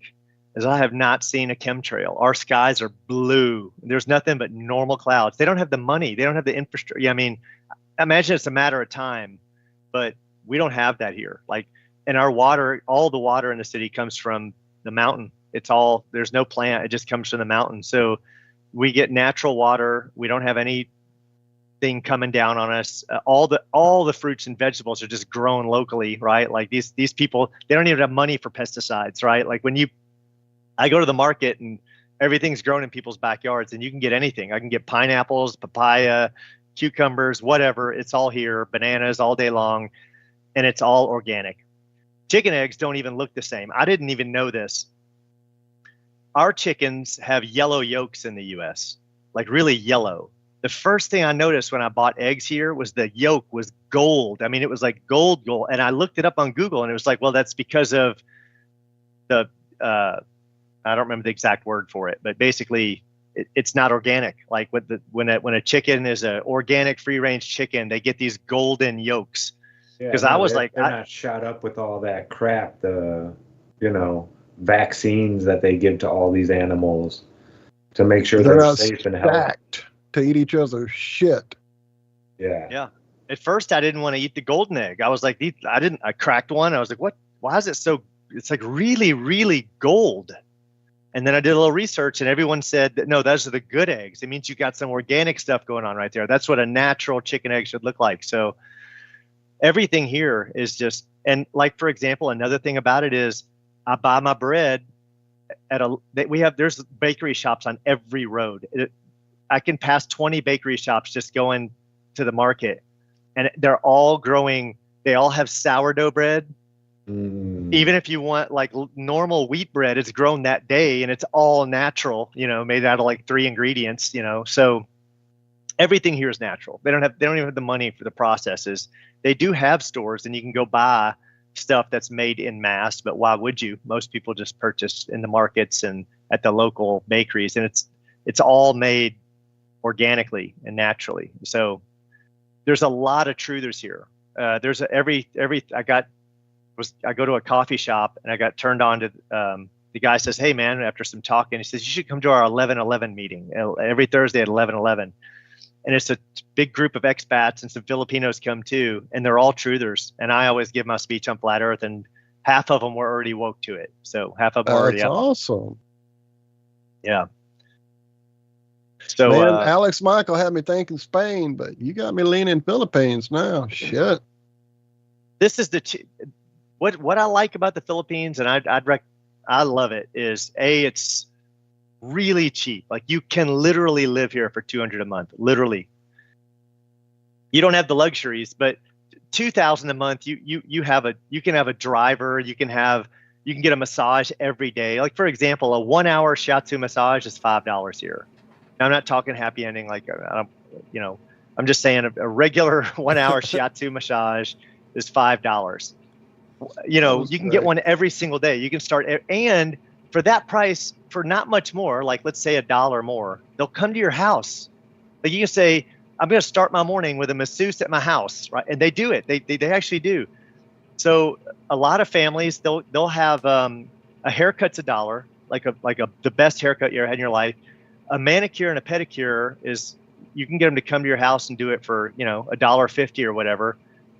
So you'll see a lot mothers and their daughters. Well, they just have someone come to their house and do the whole family, and they'll get a discount for getting in bulk. So everything's so inexpensive here, it's amazing. So yeah, I'm a huge fan of it. If you're looking for a place, I think it's all the guys I talk to here. They kind of feel like it's a safe haven for now. Jason Talbot has a really good question in chat. Something I'm real curious about too, because sounds like a dream. I'd still want to be in a little hut off in the woods by myself, maybe a couple days out of the week, pay for the $5 shiatsu massage.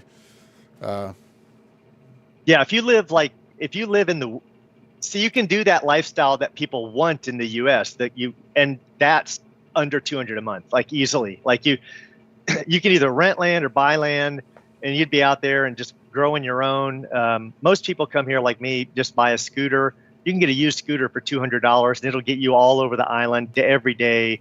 I think I spend about $1.50, $2 most a month on gas. It costs nothing here. So the question was, how easy is it to get cannabis? If you're not growing your own, how easy can you get cannabis? So I don't, but when I was here in 2009, when I was here, I taught English at an English school, a school called Phil Inter in Lapu-Lapu, right? It's a little tiny island off Cebu. But there was another English teacher, and he would buy it by the garbage bag. I mean, literally by the garbage bag. And he'd be like, yeah, it's like $80, like literally a garbage bag. So, and I teach jujitsu, and the guys are like, hey man, you want to go out and smoke some? And I'm like, because cannabis is highly illegal here. They don't joke about it, but the way they all do it, so it is highly illegal. And then another thing is I don't want to say this without coming across wrong, but you can buy your way out of anything. Like you could. So it's like Mexico. Yeah, it's like Mexico. It's like I dated $100. a girl It's like the from United Philippines in States. Who are college, we and joking? She said that often. You could buy your way out of jail, out of trouble. Yeah. Yep. So even if you did get caught with it, it'd be like that cop would absolutely turn his back for $100. There's no because that for them's like a month pay. They're not going to turn it down. It's like someone giving you $5,000. They're not really concerned about you smoking a grass. Trump and Biden's have felonies on their records. Let's see how much jail time they do, and tell me you can't buy your way out of anything here in the United States. Yeah. Well, you can buy yourself a lot cheaper there. How about that? Well, everything's cheaper. You don't have to pay those Trump prices. So what's the weather, though, Bobby? That's the one thing you did talk about. How's the weather been since you've been? I mean, how long have you been there? You mentioned being in Florida, so I'm not really sure. And then you apparently are a world traveler, man. We wanted to get to know you, and we got off on all the fun technical shit too quick. I got turned on to traveling at a young age, so I'll touch on that because that is a passion. My mom is German. She grew up in Germany. She left there when she was 20-ish. And at a young age, they started taking me to Germany every year. And I thought it was the coolest thing in the world. I just thought I would come back and I knew new cuss words every time I came back, and I was showing off, and I thought I was so proud of my mom because she could speak 2 languages, and we could go to other countries and she would understand Dutch. And I just thought, man, my mom is so cool. So I always wanted to be like her. And I started going. When I turned 17, I went in the Air Force. I moved to Italy, spent 2 years in Italy. And then I later took a job and I lived in Prague for 6 months. And then I just started traveling to China, to Europe, and I multiple times to China, multiple times to Russia, traveled all over Europe, everywhere. Then I started going to Asia, started Philippines. Well, Philippines was last. When I hit the Philippines, it was my next 18 trips, 18 times I entered the Philippines on my passport. This last one was the 19th. I couldn't believe it. No one had told me about it. And I was richer than I was doing very well. I was in IT. I had a company that had 40 employees. Money was good. I could travel. I could go wherever I wanted. But when I went to the Philippines, I was like Elon Musk. There was the sky was the limit. I could literally do anything anything I could fathom. I was so I was addicted to coming here. And then the next 18 trips were here, and I went back to the U.S. because I married a girl. She wanted to get her U.S. citizenship, which I was fine with. I didn't mind. I didn't hate the U.S. per se. I knew I was going to end up in the Philippines. We have a daughter. She's half Filipina, and I finally retired and moved here at 51. So now I'm loving it, loving life. Can't get any better. I mean, if you can find, and here, let me share one more thing. In this opportunity, this is for anyone. There are unlimited English teaching jobs in Asia. You can teach in Vietnam and Laos, Cambodia, Philippines, anywhere. The first job I got teaching English, I did for fun. Someone said, you can teach English and all you do is free talk. Like literally, it means I go sit at a table and just talk to people. I'm like, wait, I'm just going to talk to them? Or like, yeah, that's it. There's no, you just talk. And they paid me $800 a month, and I was making no dangling participles or any of that, right? No, and it was funny because the first school I worked at, it was called Phil Inter, and I had an IT job, but I didn't work because I had employees. But I said I wanted to do this for fun. I thought it would be neat to interact with Japanese and Koreans and they would all come to the Philippines to learn English. And this school had about 100 teachers. And it was like 98 Filipinas, and they do one-on-ones. They have these little tiny classrooms. And when they graduate to that, they get to go to the group chat with Americans, or native English speakers. And all the time, the Filipina teachers would come to me, and they'd want me to settle some argument. They go, Bob, I remember they come to me and they say, Bobby, me and such are arguing. Can you clarify what's a diphthong? And I was like, I never heard of a diphthong.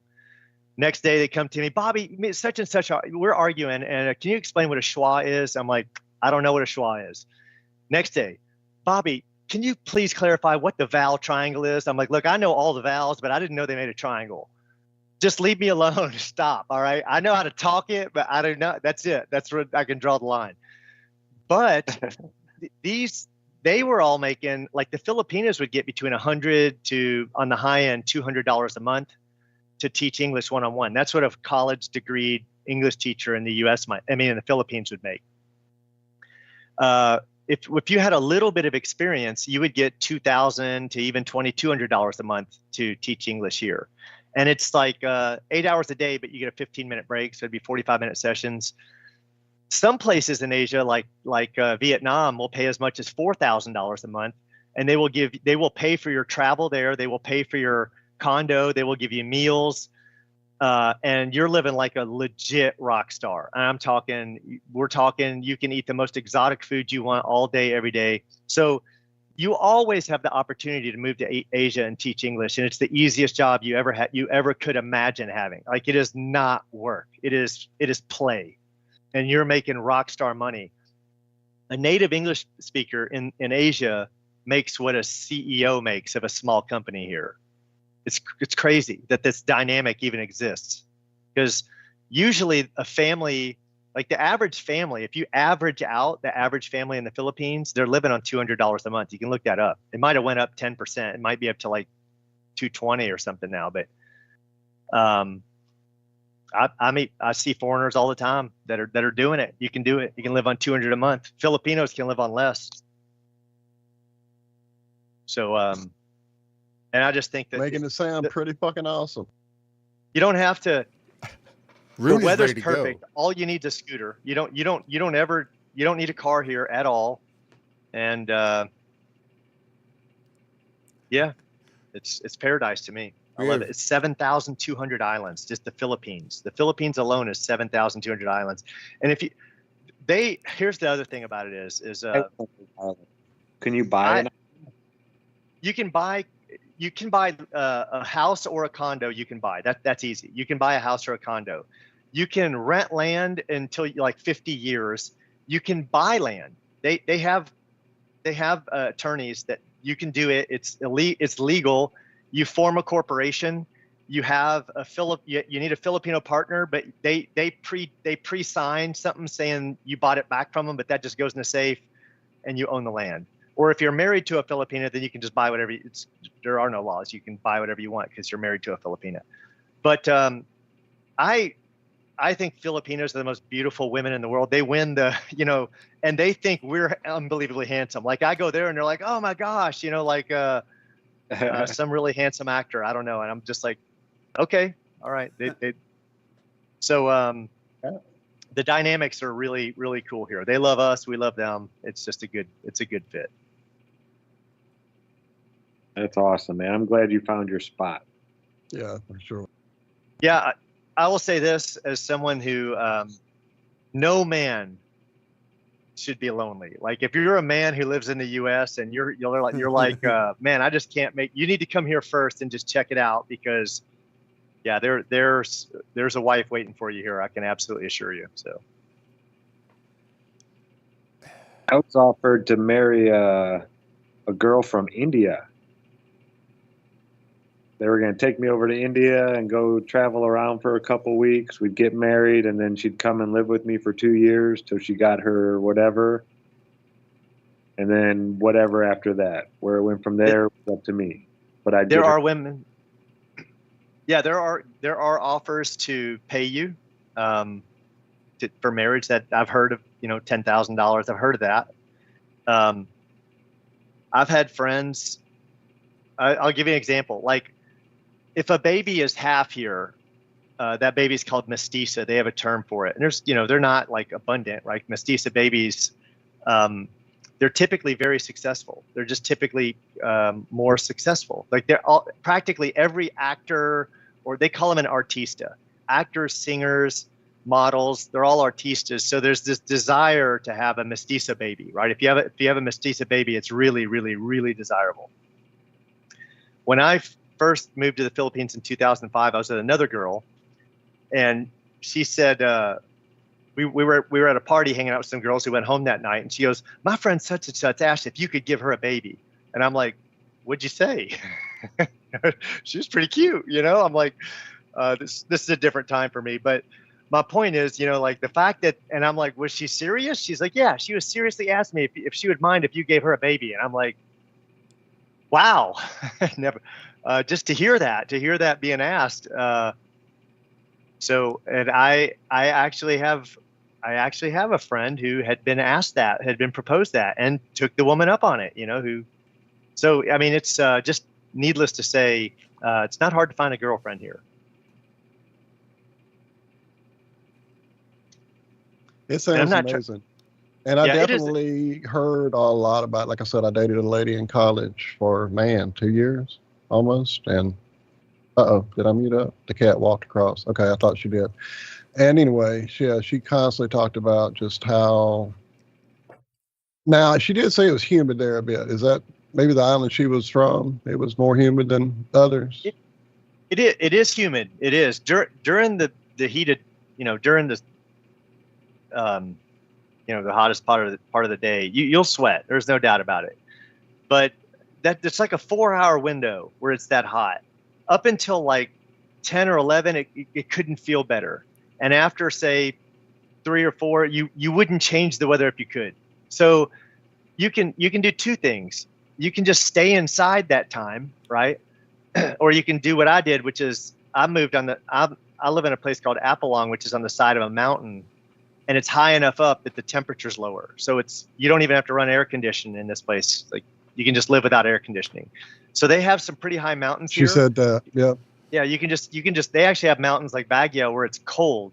You have to wear a jacket. Like you literally have to wear a jacket. So you either move to a place where the elevation is a little bit higher, which they have plenty because a lot of these islands have mountains. Or you don't go out during the heat of the day, or you do and you sweat a bit, and that's good. Siesta, because right, there you go. Yeah, you sweat out toxins, so it's really good if you just get used to sweating. It's not that bad. I garage every day just to sweat. Yeah, I think it's good. It's healthy for you. I don't mind. I got used to it. Yeah, I love it. Her folks were divorced. Her dad was here in the States with a stepmother, and she was here going to college, and her mom was still back at home, and she was constantly getting care packages with the most insane snacks that I had never seen in my life. Squid chips and weird little cakes that tasted like nothing I can even describe. Just, because it's totally nothing like anything here in the States.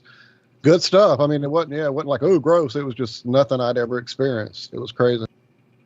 Yeah, the Filipinos are great people. Let me say, if I made that come across in any negative light, I was thinking about that. Not at all. You definitely made it sound great. Not at all negative. They do have some extreme poverty here. Some people are extremely poor. I mean, unfortunately that is here, but most families have enough to get by. They get by, and again, they're living on like $200 a month. But there's poor people that are living off of nothing, And the cool thing is you can live off the land. When they don't have jobs, they just fish, and they pick fruits. You can, all you got to do is find some land, and you got fish, you got fruits, you got water. You can live here with no money, and people do it all the time. Yeah, I meet people that just don't have a job, but they're living, and actually they're quite content to live that way. So it is an amazing place. For me, it's paradise. It is. How much push is there for like the whole, black screens every fucking where, and the TV and the internet, and is it prevalent like it is here in the States, or is it invaded that badly yet? It's here. right? It is here. There's people, but they also really, really, really enjoy time with each other. Karaoke is really big here. Oh, that's They really fucking like- awesome. Yeah, you got me. You sold me. I'm there. they all, you hear karaoke every night. You can't they all do music at their house. They all there's a they play pool in every neighborhood. They all have a pool table. They're all out, and you can't ride down the street and not see 100 people in the street. Life is happening here. Like in the U.S., you ride through a neighborhood, if you see one person in the neighborhood, kids are inside. Here, everyone's outside. Everybody. It's like you got zapped back to the 80s in the U.S. Like life is happening outside again. So that feels good too, because there's interaction again. There's people, and the Filipinos in the U.S., we're not very friendly to each other. Here, they all wave at you, all of them. And if you walk by some Filipinos and they're drinking alcohol, they've never seen you, they never met you. They'll go, "Hey, come have a drink." Literally, you could just walk down the street and go sit down at some guy's house and enjoy the whole night. And you could do this on any street. You're welcome to hang out with anyone. They all wave at you, everyone. Everyone will wave at you. Everyone will smile at you. It is absolutely amazing. Yeah, and karaoke bars, that's what they do. That's their number one passion here is karaoke. That's what they really, every house in the Philippines has karaoke. Literally. That is a Filipino. Any Filipino will tell you that. Walt is. Yeah, Rhea used to love karaoke back in the day. We did it a few times in college. Yes, don't tell them my secrets. I didn't. So Germans are very somewhat introverted. Like you don't see a lot of German dancers, right? You don't see a lot of German singers. I mean, it's odd for Germans. Like when I went to the Philippines, and every night they wanted to do karaoke, and I had never sung. And, they're like, "Come on," and I'm like, "This is so weird for me. It's really awkward." But they talked me into it, and now I can do it. But it was when I first did it, it was like it was really weird for me. Karaoke for me was very out of different. out of your comfort zone. Man, I need to see that. Well, now that Josh broke the ice, I dropped my little secret channel there for you to check out. Back in the day, I used to go quite frequently. Like ridiculously not just every Friday night. There were some weeks that we literally would follow these buddies of mine that did it. Him and his wife had a whole setup, and they would go to casino and do it. They would go to a bar and do it. They'd go to a restaurant and do it. And we would go just addicted to it like 6 times a week. Sometimes it was my thing without a doubt. I loved it. I miss it now because once the world broke in 2020, it kind of fell apart for them. They're now selling cars. It's like, how far they fell. Yeah, they even had this thing. This was interesting. Karaoke's everywhere. They all do, but they have this in Cebu. They had this place called White Castle, and this is a fairly common thing there. Is they had these karaoke bars, and mind you, there's no sex, right? This isn't a sexual experience. They have these karaoke bars you go to, and they're very big. They'll have like 20 karaoke rooms where you can go sing. Now that they have everywhere. Those are called KTV bars. Those are all over the Philippines. You can go and you rent a room, and it has its own karaoke machine, and you and 80 of your friends go there, and it's air conditioned and they serve food. That's a normal thing. But they have some of them where you can go and they line up women. Like, so if you're lonely, you can go rent 1 or 2 or 3 beautiful women and just do karaoke with them. You go in the karaoke room and you just sing with beautiful women. That's how you spend your night. And the Koreans were really big into this. And apparently in Korea, that's a normal thing where you can just go, like rent a date and do karaoke with them. The Koreans loved it. So I didn't even know about that. And the Koreans are like, "Oh, have you been to White Castle yet?" I thought that was an interesting name. The big one was called White Castle. But that's what it was. You would go there and you would just pick out a pretty girl, and she would sit down and sing with you that night. And it didn't cost very much, right? They're getting paid to sing, they're not complaining. So, so what's your go-to karaoke song, Bobby? The only one I'm even remotely decent at is Champagne Supernova. What? Fuck yeah, I'm all right with that. I love that shit, dude. Yeah, it's one of the few songs I kind of know the words to. I'll do that yeah, one sometimes. I'll do Wonderwall sometimes. Like, yeah, yeah. There's Oasis has a few I can do. That's the name of the group, right? I haven't said it in a while. It's Oasis, right? Yeah. Mm-hmm. The Gallagher brothers. Yeah. So, man, and here's another. This is a really cool thing. Not to make the show about the Philippines, but it did come up. We got there. It's good. Another really interesting thing is when I came here and I started going out to clubs, right? I said, all right, the club scene was amazing because all they play is like 70s and 80s music. It's like they're still doing discotheques, right? You go there, they're playing. Oh wow, that's crazy. They're playing hot, they're playing hot stuff, and all these old really cool songs. The Bee Gees are like the biggest band here. The Bee Gees, they play. Dude, that's epic. So. Yeah, you go to the clubs and it's all 70s and 80s music. That's all they play. So it's like retro. What was it? What was it, Zack? AC and the Sunshine Band. Right. Tommy That- and Chad, that fat didn't- fellow is saying apparently in the Philippines they also have something called the Hobbit House. That's his favorite restaurant. They hire little people. And it's a Lord of the Rings themed restaurant and a bar with music and awesome food. That is so nuts. I would so go there. Yeah. And last thing I'll leave with you is that every island is distinctly different from the other. For example, most island, not most, but there's a lot of different languages. But like, let's say you go to Manila. Manila has Angeles City. Angeles City it's Las Vegas times 1,000. There's women just walking in underwear and bras all over the place till all hours, 24 hours a day. It's nothing but club after club after club after club.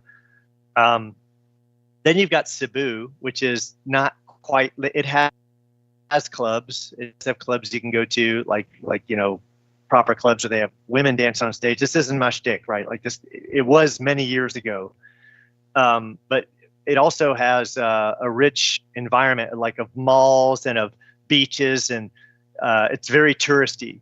But then you've got islands where I chose to live today is Negros, and they call it the island of gentle people.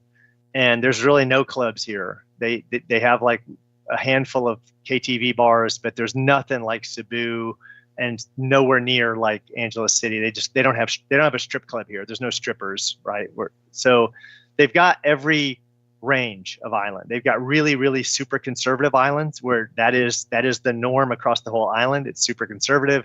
And then they've got their islands where it's, chaos. It's just craziness. So is it like hopping a taxi to go from one metropolitan area to another metropolitan area, or is it more like planning a trip to go from one of these islands to another? You know what I'm saying? Is it an easy traverse over there to go have the club night and come back home to your quiet place?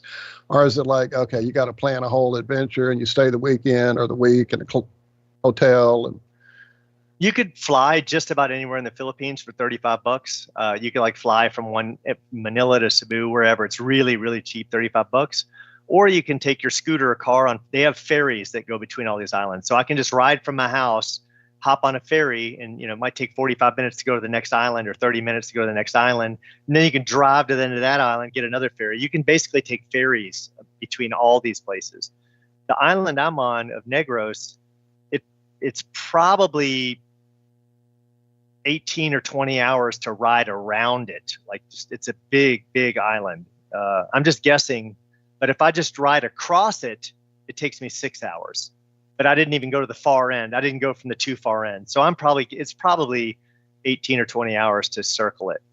And that's not the biggest island. So they have some really big islands. They have some really small islands. But you can get anywhere in the Philippines by plane or by boat. Yeah. But I just love riding my scooter. A little flat Earth island out there. Yeah, they have a big community of flat.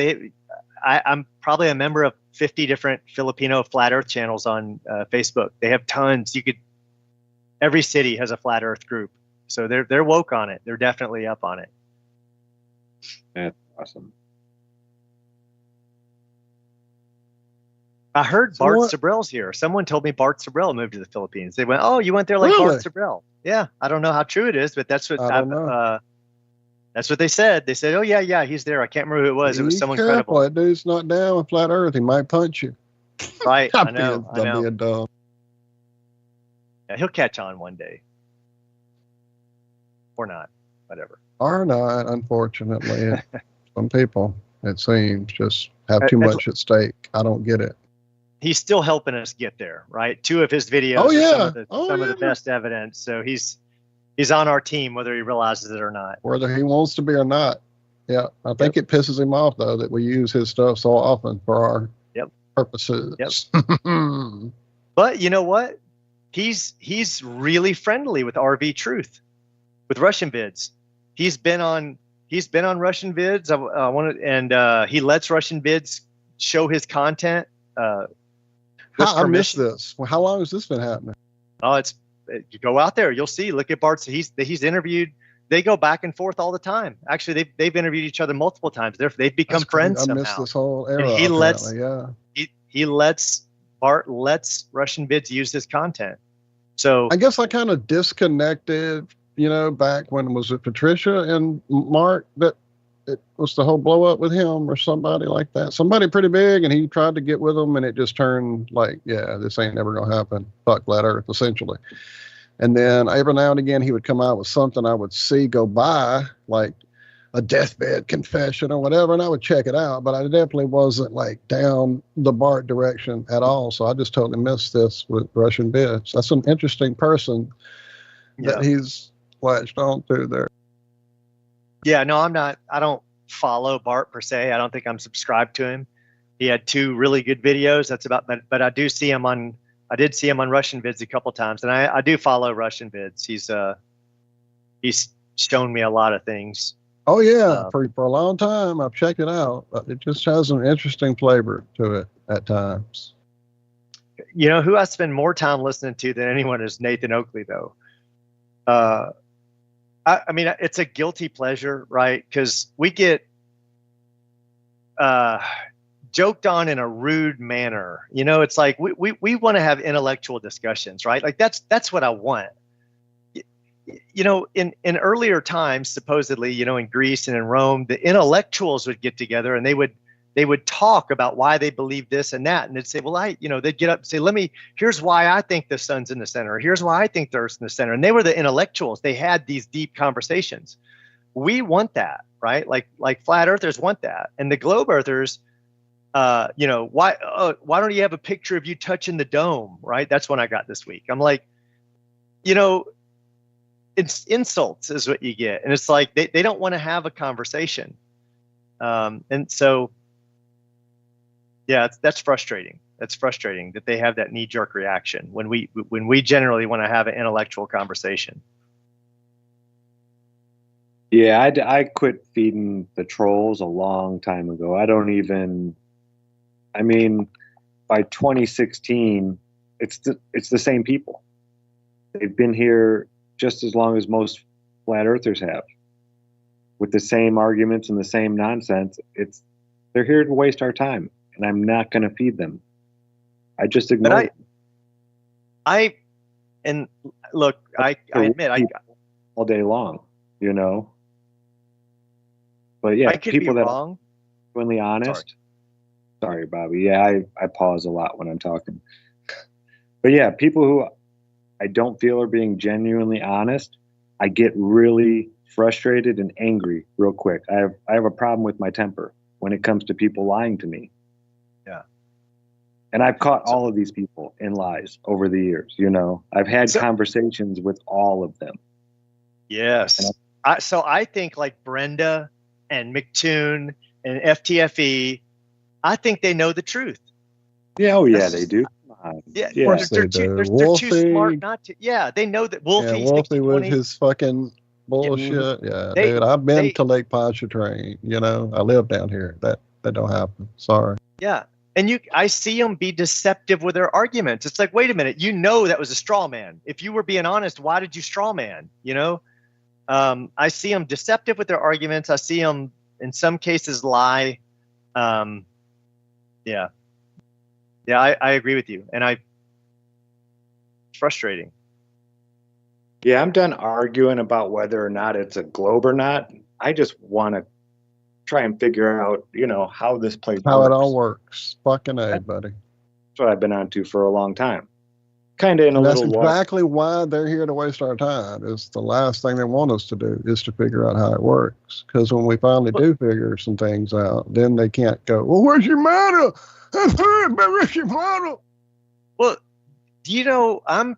I'm probably like 10 times more educated than I was before Flat Earth, right? Like, I did not know how science worked. I didn't know any of the experiments that were going. I didn't know things about space and Earth, and there's things I know today. Like, I could safely say 10x safely. Like, that's a really, really conservative number.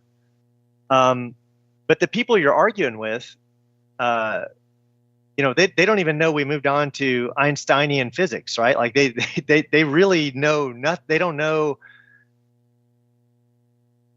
how tides work. They know nothing. They don't and those know are the guys model going that they're fighting so fucking hard for more than 80% of the time. Yeah, and all they got's insults. I really wish there were ways to have, but you can't have it. Like, even I see that on Nathan's channel is, it always turns to insults. It's always there's just no way to have this conversation. They've created it where it solicits a knee-jerk reaction, and that's by design, right? People like and the people you can have these conversations with, because we started on Twitter, that's how most of the people in Iron Realm met, and then later on when we got on Truth Frequency Radio.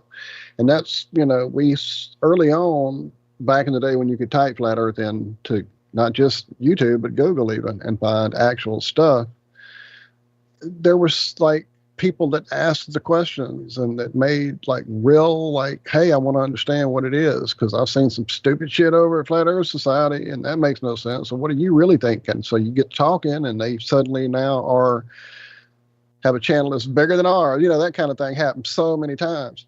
Or they became involved with getting things started. And it just, the honest people that were really wanting to find things out, kind of in our wave of it anyway, back in, 2015, 14, 17, it kind of suddenly just got flooded with the troll wave, and it was so rampant, and they were ingratiating themselves not just into like the whole general populace, but like getting into our groups. Man, we had a dude that was literally, we tracked down his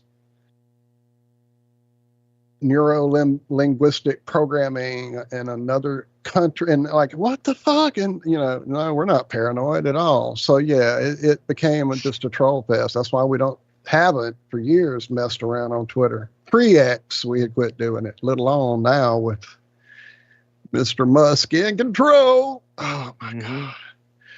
But the honest conversation, it's there if you look for the right people, not with you can't with the knee-jerk people. They're, Some people see it, they see a problem the first day. Some people, my developer, when it first came out, he's like, man, he goes, I'm an engineer, right? This guy's building 100 houses at one time. He's got crews, he's like, hey, I'm an engineer. I think I know. And I sent him some of my videos. Within 3 days, he's like, there's a problem here. I'm like, thank you. Yeah, there is, right? And now he's become a flat earth. He's like telling other people, hey, he calls me over, Bobby, come here, tell him. And I'm like, right. Yeah.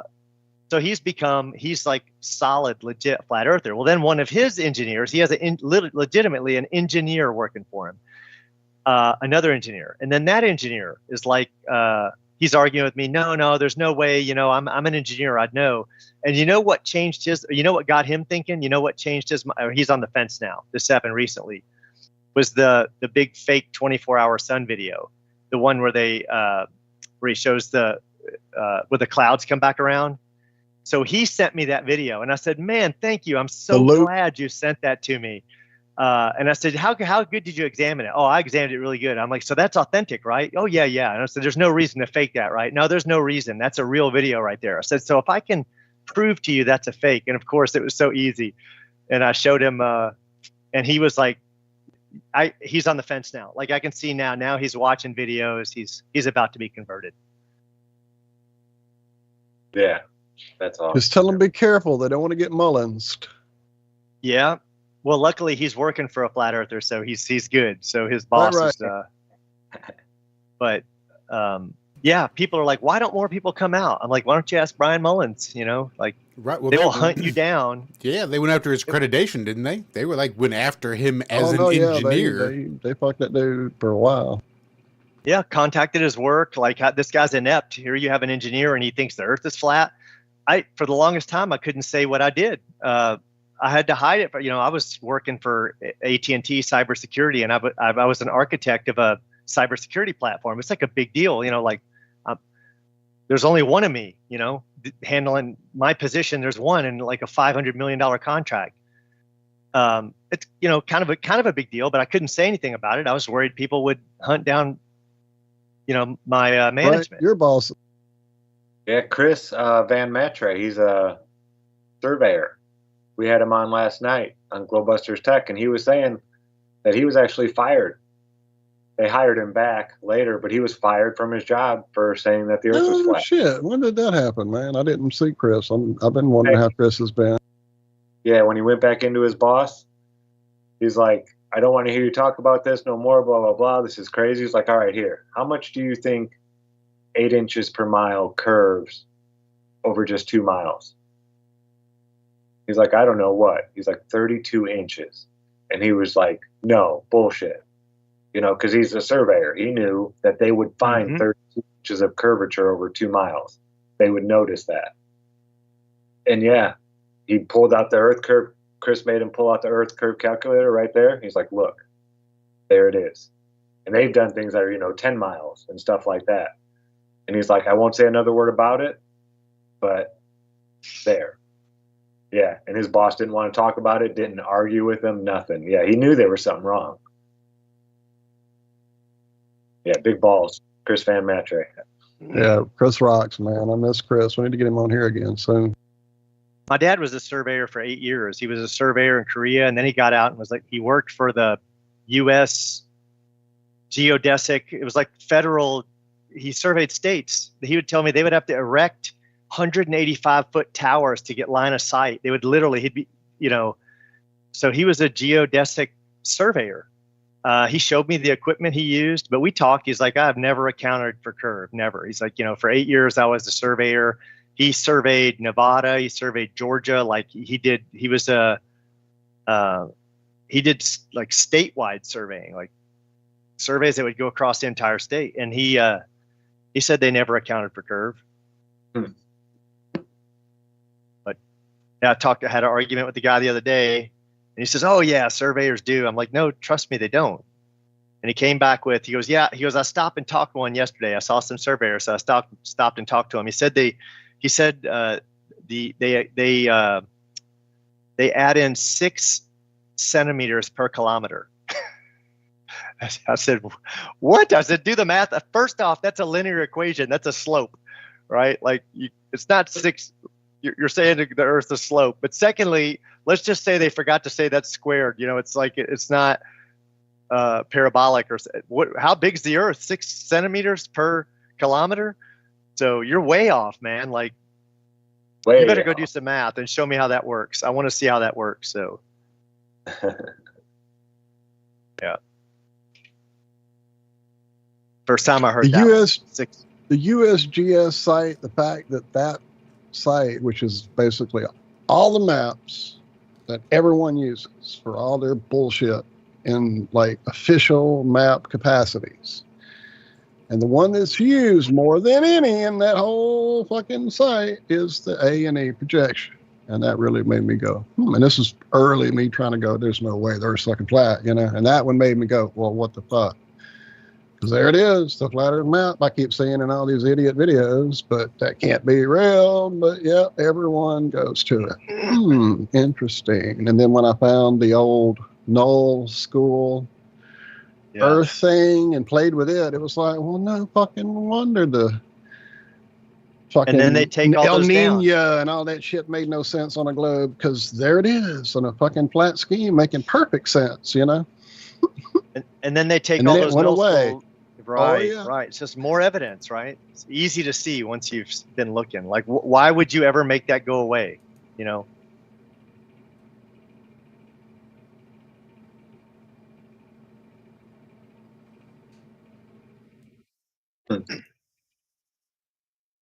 All right, well, let's dig back a bit. And I know, Natch, you covered some of these things, but you've obviously not always been a flat earther.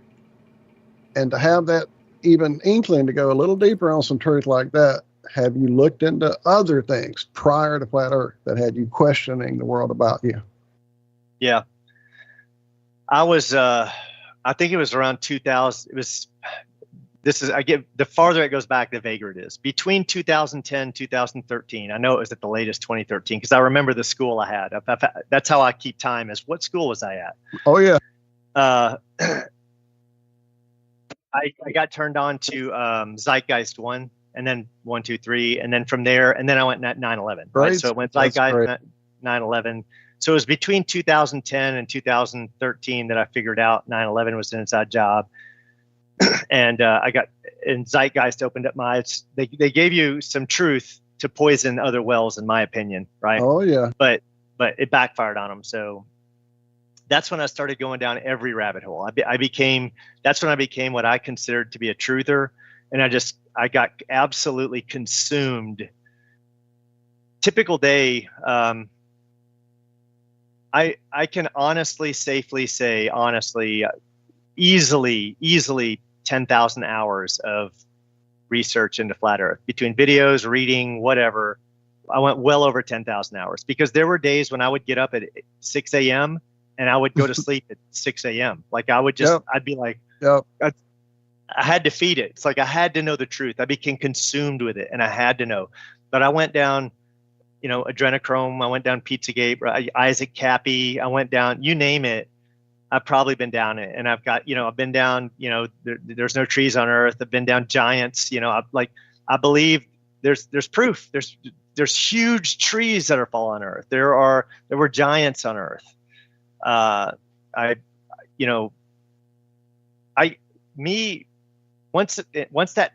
became a truther, every video I saw, I saved. So when that year started, let's just say it was 2011. If I saw a video, I saved it, and I cataloged it. So everything went into a folder. Megalithic structures goes in my megalithic structure folder. So if it was a new one, like a month later, I saw a new video. Oh, I got to save that. Didn't matter what it was.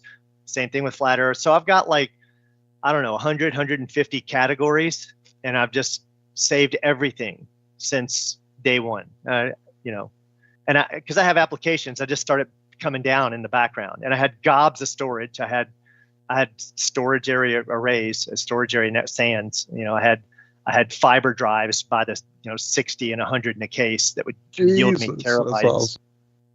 Awesome. But today it's so cheap. You can have a little Synology with eight 4 terabyte drives, and it costs nothing. So it's so cheap to have storage today. So I just saved everything. And yeah, I've been to the bottom of all. RF causes cancer, whatever. I'd have to pull up my little thing, but parasites. Hopefully everyone here is doing parasite cleanses. I'm really, really big on, you need to have your ivermectin and your fenbendazole. Everyone should be fasting. Hopefully we've all cut out aluminum and fluoride. And also, I don't trust history. History and science are equally bad, right? Like, I'm not saying, let me say this. I'm not saying World War II was fake. I'm not saying that. I'm saying could have been. I don't know. I don't trust them at all. I wasn't there. Right. I wasn't there. And I know it sure is ironic that the good guys won every time. And history is a lie agreed upon. And there are some really good documentaries that tell a completely different story with what went on over there. So I don't trust anything in history, and I think it's a waste of your brain to keep it in there. Other than I look at both sides, and I'm like, oh, compelling arguments on both sides. Have no idea what really happened. We don't, everything's been done behind the scenes. I don't trust history. I trust history as much as I trust science. I take it all y'all saw the stuff about wakey on geology, right? Like geology is all just nothing but fake science. They tell us it takes 1 million years for charcoal to form, and here we can make it in 2 weeks in a lab. We've seen the layers. And the gemologist is like 5 million years. They teach you in gemology, oh yeah, we can grow things, in no time now. We grow all kinds of stuff real fast with not a lot of pressure, and it doesn't take a lot of heat or anything to get it to do it. So why couldn't the Earth do it like that? Yeah, geologists and geologists will fight tooth and nail because they're taught totally different things. Yeah, I don't remember the guy's name who had the channel, but it was called Wakey. I think his last name was Knight, something Knight.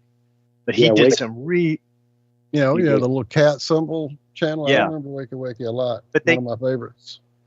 You knew there was something off when they kept pulling down his videos. And it's like, man, why are they pulling down his videos, right? Like they would not let him disseminate this information. And it was the smoking gun for science. It was the smoking gun that they're lying to us about all timelines, right? Like, but of course that's not getting out there. You can't get it out there. You put it on your channel, it's going to get taken down as well.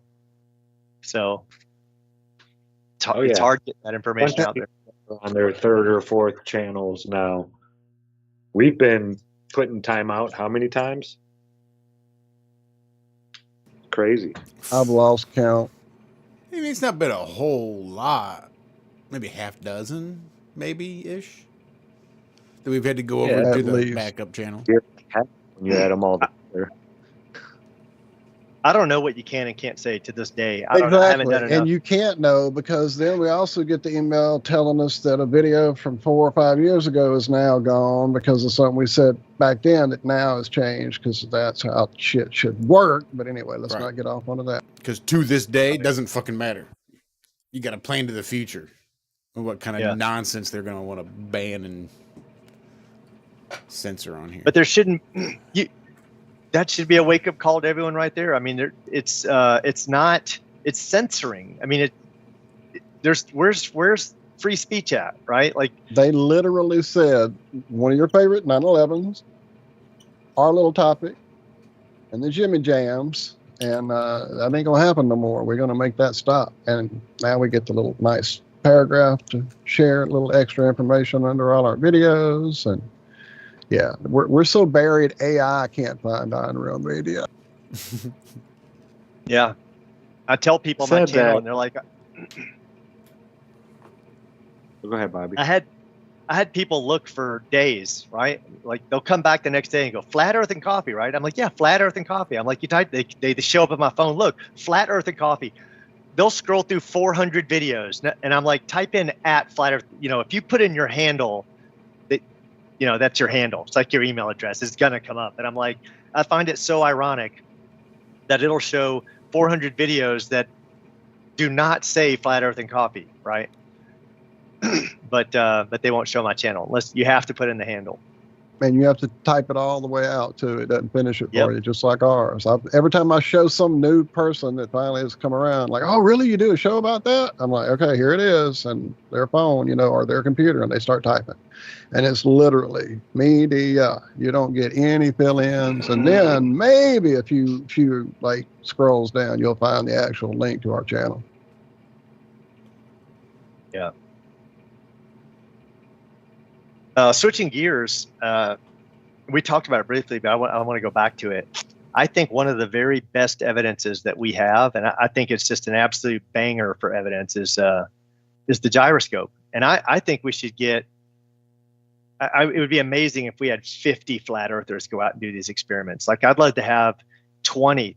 There's 2, right? And I just got to. That's something I'm going to do in the next 2 months. Is I'm going to be a third, but I think we should have as many as we can, because there's no debate in that, right? Like, the way gyroscopes are taught, they're fixed in space, and those shouldn't exist. You shouldn't have videos of that gyroscope being stationary when set on a table or the ground and showing 15 degrees an hour on a clock base, showing it's accurate on a 24-hour clock base, but showing its accuracy, right? Like, we know it's accurate, so it definitely should. There's no arguing with that. We know it's accurate, and it's not picking up the spin. So we're there. To me, that's the only win you need right there. That's it. It's a Flat Seals the Timber Fest deal. road trip game you can all play. Before you leave the house, you spin up your gyroscopes, obtain that rigidity in space, and then you take off for South Carolina and see how much it changes. Yeah. So I think Yeah, if you want the if the gyroscope did process like it should, there would be one at every history of science museum all across the plane. Everyone would have one right at the door, be like, here, look at where the gyroscope is right now. And when you go and leave, look at where it'll end up being. It won't be in the same place because we're spinning and blah, blah, blah, blah, Well, blah. of course, we'd all been shown that in class, just like we'd all been shown how Foucault's pendulum just magically starts gyrating by itself in relation to the axes and spins and bullshit of the earth. Not some Joe Blow in a mall uniform starting it swinging. How do you fuck it? Anyway. Well, they also most of them have a Gyroscope. mechanism. Most of them have a Sharon ring and an actual mechanical mechanism that keeps them going. The majority of them do. Yeah, one in actually- Chicago, I've been there 10 times and the thing's never been in motion. It's always just hanging there with the thing around it saying it's being worked on or whatever, blah, blah, blah. Like I all trust throughout- us. Yeah, I've been there a bunch of times. You know, we go every year for a field trip. And then other times with the family and stuff like that. And yeah, not one time was the stupid thing ever moving. Well, they get to But here's brag the about thing. having one, but never have to use it because who's going to show up more than twice a year to fucking see Foucault's pendulum? Sorry, go ahead, Right. Bobby. Well, here's the thing with the gyroscope. That'd be an easy one for them to fake. They could put that in every museum. The problem is that people would be like, I want that in my house. That's where the problem comes. Like, oh, I can just buy a gyroscope and I could put that cool experiment in my house. Well, now you got a real problem, right? Because it's cheap. It's a cheap thing to do and it's a cool thing to do. That's why they don't put that in anywhere, because people would be like, oh, that's cool. I could do that for $150, which you can. And it'll fail. It's not going to pick anything up. So if anyone here is like on the fence and you want definitive proof and you don't trust anyone, you think flat earthers are grifters, just order a gyroscope and a little compressor off eBay. You can get the two on a good deal for $150. You got all the evidence you need. There's a couple of trolls that came by that might want to go try that out there in chat, or they were in chat. I don't know if they're in chat anymore. No, Zack handled them. Be honored, Bobby. We never get trolls at our channel, so you have definitely got a name out there for them to come running. They are new on. They've came in all new numbers on my channel. After I released something called the final something. I did this thing on these caps that are floating around, and to me it just definitely proves it's a parabolic flight. But then they really showed up after that. Really, they were just like, I can't keep up with the comments. I'm just sitting there whacking them. So, yeah, it really pulled them out of the woodwork. That one got them for some reason.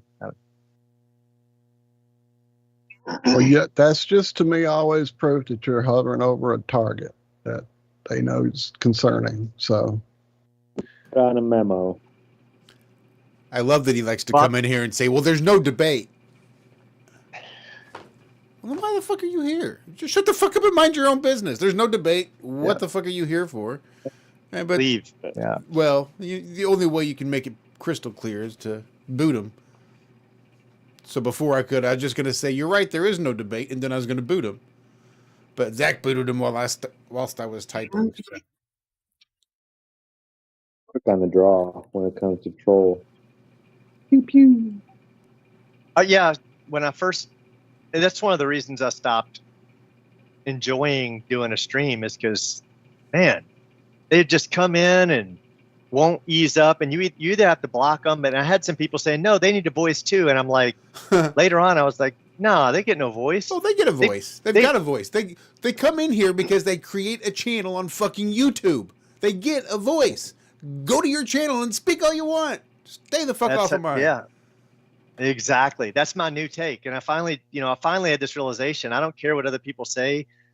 They've already got 99% of the voice. They got all mainstream media. They've got 1st grade to 12th grade, college. If you go to college, they've had the voice. And they have the same platform as me, but instead they want to come use mine. No, you don't get to use mine now. The moment I think if you're asking what I think is a genuine question, if I think you're coming across as genuine, and then I'll allow it.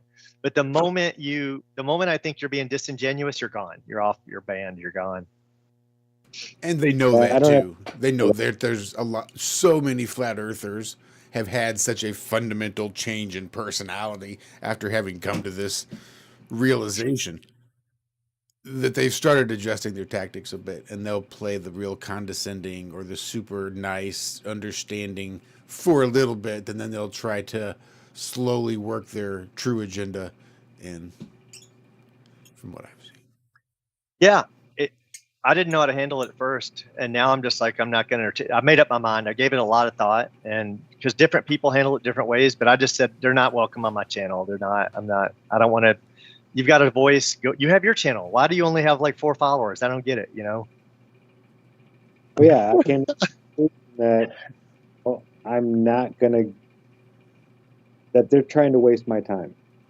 That's the conclusion I drew. Mm-hmm. Yeah. But to not allow that to happen, I just don't give them any time.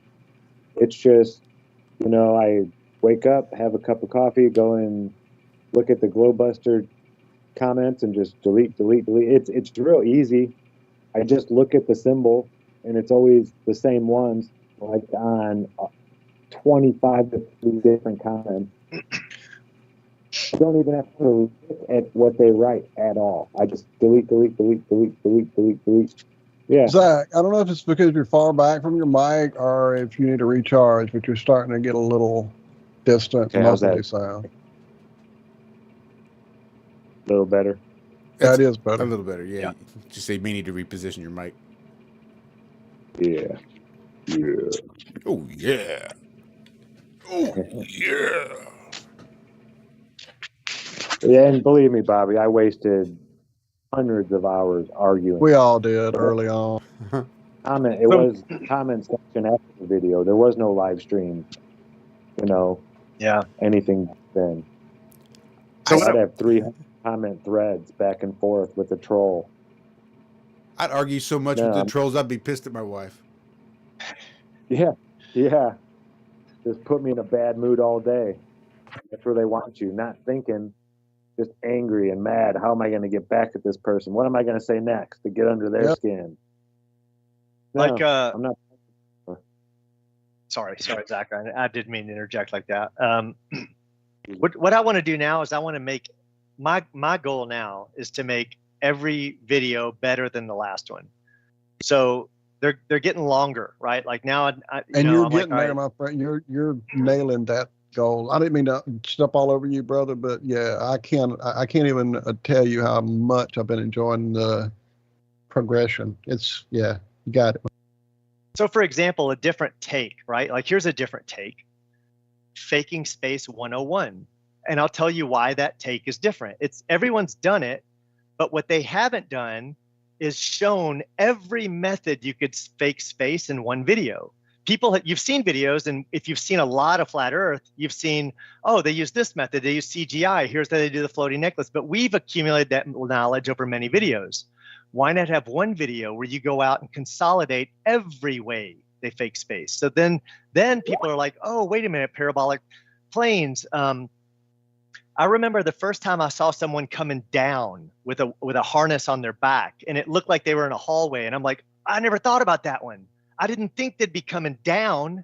Like, I was thinking about being on wires, and what they do is they when they cut them all together, because they'll be on the on wires, they'll be in the 0G plane, they'll be the coming down, they'll be the CGI, and when they cut those together, your brain's too confused because you're like, well, they couldn't do that, but you got to think right. They will doing all of it.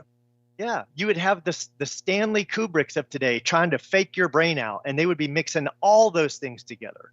So that's what I want to do, Faking Space 101, where you have one video that shows all the many, because that's a different take. In my opinion, that particular video hasn't been done. So Yeah, I think it has, but it was on one of Taboo Conspiracy's old channels that was taken down. I think he's on his third one now. But there's been a lot with augmented reality and stuff like that I don't think we had come across all that much of. We were just learning about augmented reality a little bit. But I remember there was one out there that was like, I don't know, a half hour, 45 minutes long. And it was really well done. I'm pretty sure Ben did it. But yeah, it was one of those that got lost. His Antarctica video isn't up anymore. You can't find that one. I went looking for it yesterday. Luckily, I have it. I actually sent him an email last week asking him if I can share it. He had sent me an email before. We go back and forth fairly regularly, and I said because he's definitely in my top 5. Ben's a great researcher, and I said, hey man, can I share this? Can I share that? Finally, he said, dude, share anything you want on my channel. But I still, out of as a courtesy, sent him an email. I haven't heard back yet, but I said, hey man, do you mind if I share this video? And he thanked me for getting some videos back from me, because luckily I had pulled every video I've ever watched his, I pulled down. So I was like, as I'm watching it, I just pull it down. I'm like, all right, I'm going to watch it. Let me pull it down. Yeah, Easy I remember. enough. That brings me back to something. Oh, sorry, Zach. Yeah, at some point, we definitely need to get together about what all you've got that might be gone. That was one of the exact things I thought about when you talked about the vast stuff you stored, man. I bet there's so much stuff that I've been looking for and can't find now that you have. We'll get on that and off the air, though. For example, I went and pulled every single video off of Rob Skiba's channel, but every video every one. Boom. I don't know, every single one, every ODD TV, everything from everything I saw of Jaron, Dearth, all the every major channel. I pulled down all their videos. So, and what I did, I had offered this for a while, but I gave away. So, because I was in IT, for example, when I was with AT&T, and I was a consultant on a team that installed. We did 3 things. We did IoT. Internet of Things for restaurants and different places that had needs for IoT. We did cybersecurity for FedRAMP, which was my customer was state of Texas, and we did 5G networks. We rolled out 5G networks to customers. So, and when I first came on with them, they said, "Hey, we're going to go retire this data center." I go there, and they have a couple storage area networks, and they're not even a year old, and every SAN has 60 to 100 drives in it, right? Like huge SANs. And I'm like, what are we doing with these? And they said, well, we're going to destroy them. I said, really? I said, these are basically new, right? And each drive is basically $400. I said, can I take them home and destroy them? Wink, wink to my boss. And he was like, yeah, man, take as many. So I went and bought a duffel bag, and I'm just like, I went home with a duffel bag of 60, 70 drives. And for the longest time, I was telling people on my stream, I said, dude, just message me and I will send you the drive. I'd like to have it as a backup. So if they ever, it can get to someone else. And I gave them to all my friends. I just made copies. So I've got a disk duplicator. I just stick it in, it duplicates it. And I was just sending them to my friends, and people would message me. I'd send them out on their, I'd send them out to them. Yeah. Now, I don't have any more drives left, but I be happy to copy it for someone if I did have a drive. I have it all. Awesome, man. Yeah, but I have everything on a SAN now. It means it's got 6 drives in it, and in a RAID array. So if a drive failed, it wouldn't be a problem. Plus, I keep 2 backups. So unless someone just comes and nukes my house, I'm not going to lose that. Right. That being said, as much as you have, and we would probably want it, we got gifted a huge amount, well, not nearly what you've got, but for us, a huge amount of info, not just videos, but like PDFs of books that you cannot find anywhere else, and maps, and just a ton of stuff. What was it, about 2 terabytes or something like that, Josh? It was a monster. From Aether? Something like that. It was huge. Yeah. So yeah, we might Yep. have a big load of stuff that you might be the best receptacle for, because my couple 3 or 4 little 2 and 3 terabytes here and there are, you know, always susceptible to a cat knocking them off of somewhere or whatever. Yeah. I also archive PDFs and photos, texts, you name it. It's all, and they're all, that's how I have them archived too. So if you go in my Flat Earth folder, then you'll see photos, videos, text, PDF, and then you'll drill awesome, down. man. That is my kryptonite, is organizing all this information. Because early on, I was on a little 4G, whatever, I don't know, a Samsung tablet doing stuff. So I had to go from that, transfer all that to the phone I got, you know, which was like an early pre-Android being Google HTC that had all kind of crazy apps you could use that were like I basically had a tricorder. It felt like I could do all kind of measure. I wish I had that when I got into Flat Earth, but they took all that out of the App Store once Google got there, because they don't want you to have real tools in your hand anyway. But yeah, man, there's the stuff that got lost in those early days of transferring from one to another, and to go back and it's a horrible video or a horrible, you know. Yeah. I wish there was a way to make it usable. Some of it might be, I don't know. Yeah, since I was in IT since '93, and I started setting up networks in '94, and then I started setting up RAID arrays in '94, '95, and started working with SANs in the early '90s. It might have been late '90s, somewhere in the '90s. I'd have to think about exactly, but yeah, I mean, I've been in my IT my whole life. I was electrical in the military for 2 years. I made electricity. I worked on generators and switchgear and battery banks, and then when I got out, I immediately went into IT, and been in IT 31 years until I retired this year. So I always had access to large amounts of storage, so it was never an issue for me. And just because of the nature of my roles, I got a lot of freebies, right? Like I got a lot of. I'd be at some Fortune 500 company and they'd be retiring some really nice system that would have another 5 years of life in it, and I'd inherit it. So I had server rooms always going. That's awesome, man. Yeah. But yeah, I'm looking at the videos right now. I've got 38 queued up, 38 videos that I am absolutely making.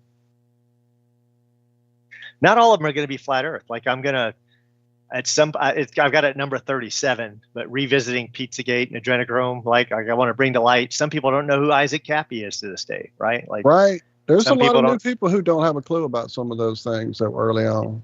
Yeah. Like I want to. the church. Oh man, what were the 2 kids? Damn it. 2 little English kids, and they interviewed them. Jaron had it on his channel earlier. Yeah. That was. Fuck it. It'll come to me. It's. Anyway, I had a copy of that on something, and I've since lost it in my horrible.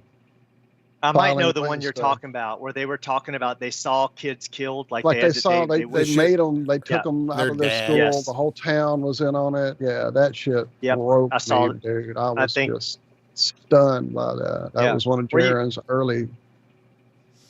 Things like you saw that kid jumping out the bed sheet from the palace in the UK, down right? Like, yeah, you know, because that makes sense. Right. Yeah. Some kid, he fell and nothing's never in the news. He for sure fell to his death. He was like 4 stories up or something and let go and fell to, and stuff like that. But Isaac Cappy was just his videos. I pulled all those down there.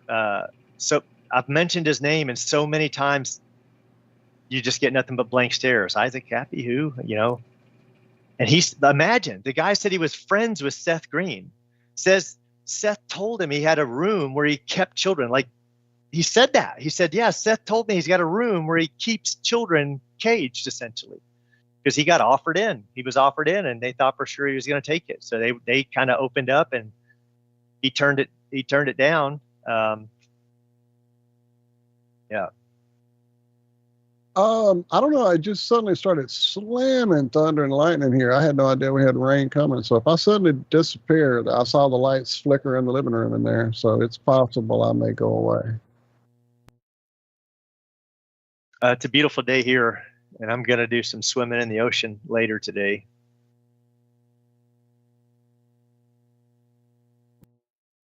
Yeah, dude, I need to come to the Philippines. Hey, you can, if you ever want to, man, come. I have an extra room, and I'm building a really nice that's house. fucking awesome offer, So man. Thank you. if you ever want to visit, you're welcome. Actually, that goes out to anyone in the Flat Earth community. I'd let you know, if you ever That's visit in the beautiful, man. Philippines, you're welcome to visit with me, and I've got extra space. Yeah, right. Yeah, Well, as long right. as not 5 people come at one time, you know. I've been waiting 10 years for the honeypot. I never thought it'd be you, but there it is. I don't know what to say, but no. You're not gonna trap me in your honeypot. Yeah, get them to the Philippines. Before I forget, I dropped a video here in our chat, in the show chat, Bobby. Yeah. It's about space photography and false coloring. No? Yeah? Anyone? Where's that video at? It's not right here, Skype, like right? literally you see to the bottom of the screen, you see chat next to share screen, raise hand, the little heart icon. There's a chat. Oh, over. yeah. Sorry. I hadn't Click used it that yet. and you'll Okay. see, like, to the right, space photography.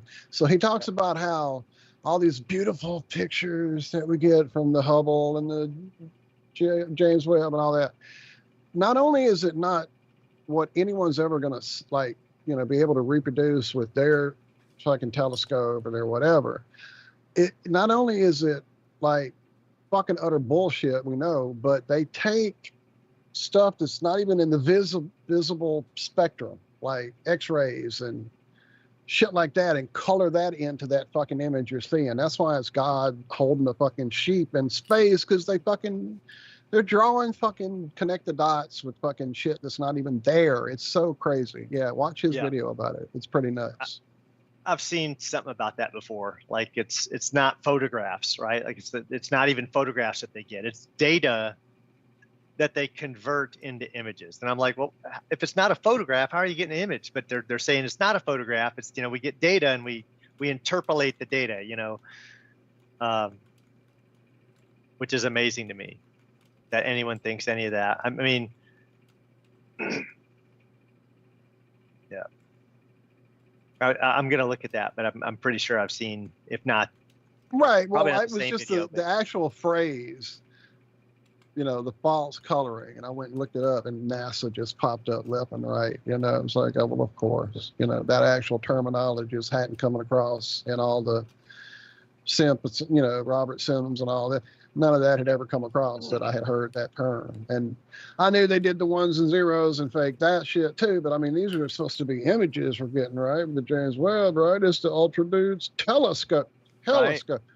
It's not. It's fucking X-rays and fucking shit that you can't actually see, that you'll never see. Yeah, I love that swath of space that they have, where it's like the most zoomed in thing ever, and they play it, and the stars start coming at you, right? But there's overlaps of stars. Like if you sit and think about it and you watch it, you're like, that can't be. It's impossible for that to be real. But they're telling you that it is, but it can't be, because they separate. It's like, wait, that one was on top of that one, and as they came apart, it became clear. And then The intro you to read about Contact looked better than that fucking thing does. Yeah. And then they tell you, well, we had to interpret the data. You know, it's like we had to recreate it. And I'm like, well, then that's not a real video. You didn't, you know, but like, well, we did zoom in and we have the data, and we took that data and created this video. But people don't realize that. They look at the video and go, oh, check it out. We just zoomed in like 3 million light years or whatever. See this one? Now it's a 7. That's how I know. That's right. That's a supernova. See, when it goes from 1 to 9, that's a supernova. And when it's 4, it's blue. It's a blue supernova. They just see digits coming See, down. when this You little cheat pixel right here moves in front of this little pixel right here, well, that's a super Earth, and Yeah. there's fucking steak falling out of the goddamn sky. That's right. It rains steaks there. You can.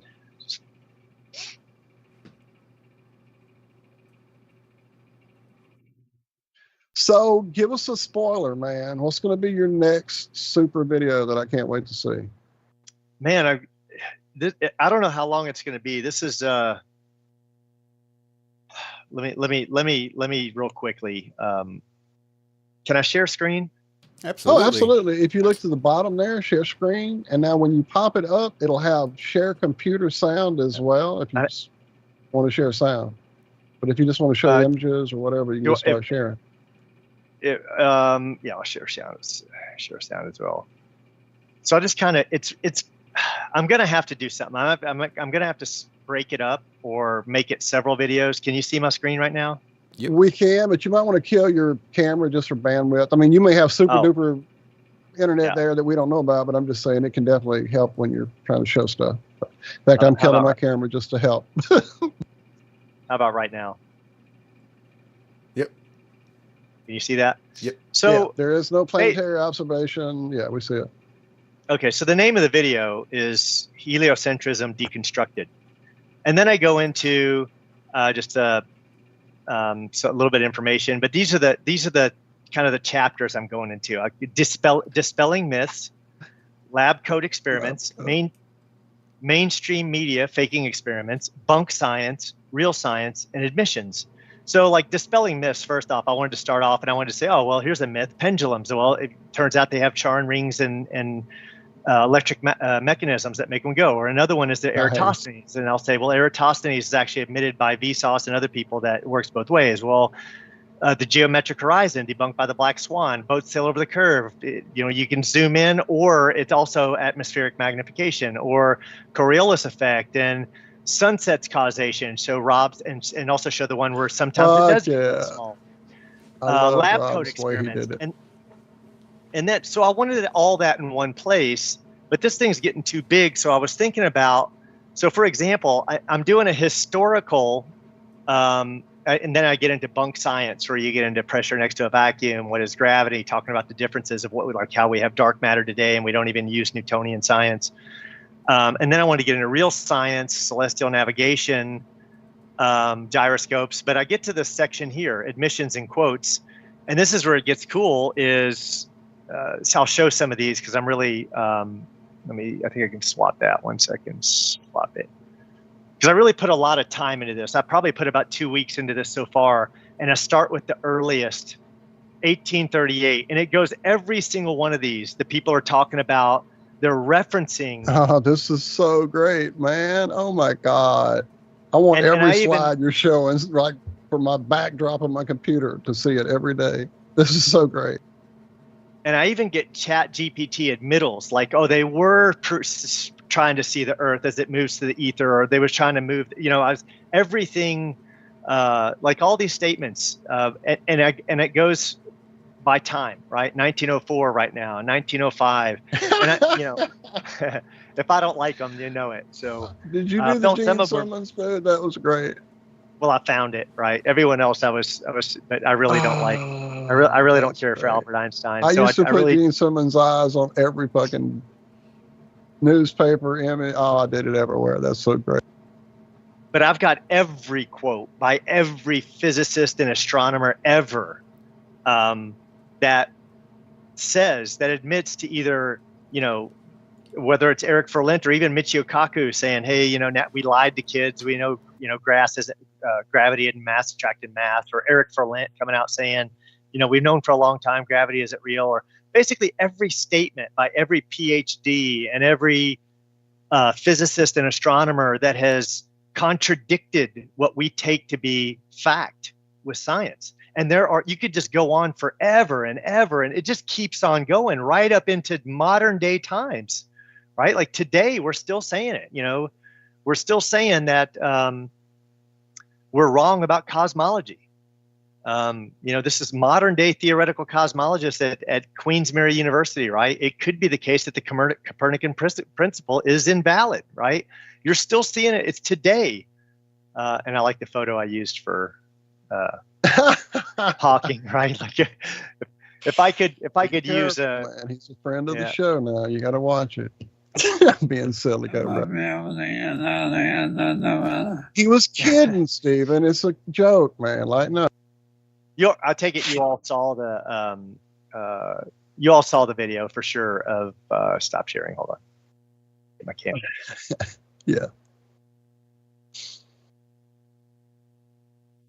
You all saw the video where he was doing that, right? He was going, and then some guy was interpreting for him.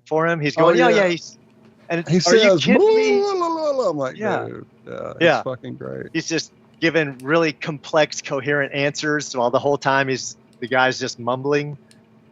Man. And people don't catch that. People like people watch that, and unless it's like shown to you, you don't think about it. You're like, what's he got to say? What's he got to say? He's not saying crap. He has no idea what he's saying. He lost that. The one that still breaks me to this day is Elon Musk, and how anyone can hear him not able to put a co-fucking sentence together and still go, he's a fucking genius. He's a genius. Well, check this out. There's a cryptocurrency called Doge, right? And he started pushing Doge, and the reason he pushed Doge was to take focus away from Bitcoin. In my opinion, I think he just wanted people to. He tries to mess with the crypto market. Anyway, the two people who created Doge walked away from it because it was a joke. They knew it was a joke. It was made as a joke. They admit it. The two creators said it was just a joke. Now it's taken off. Elon Musk reaches out to them and says, hey, I want to come help out. He goes there and they do a code review, right? After the code review, one of the coders, one of the developers who helped code the coin, comes out in an interview and said, Elon couldn't code his way out of a paper bag. He doesn't even understand the first thing about coding. Like everything he was saying made no sense at all. He wasn't even like a day one programmer. And this is coming from someone that's not a great programmer in their own right, right? They're like, look, I'm just a mediocre programmer, but this guy made no sense at all. Like he's not a programmer.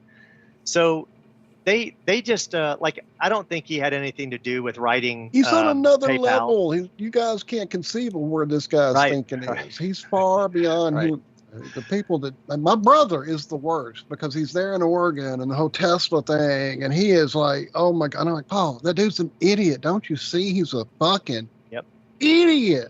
Anyway. Yep. He is. He's not.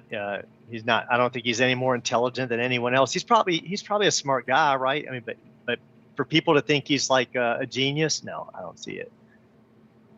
And it's backed up by that video. I saved it, but the guy came and said, "Yeah, man, he has no idea what he's talking about. What he's doing." Yeah.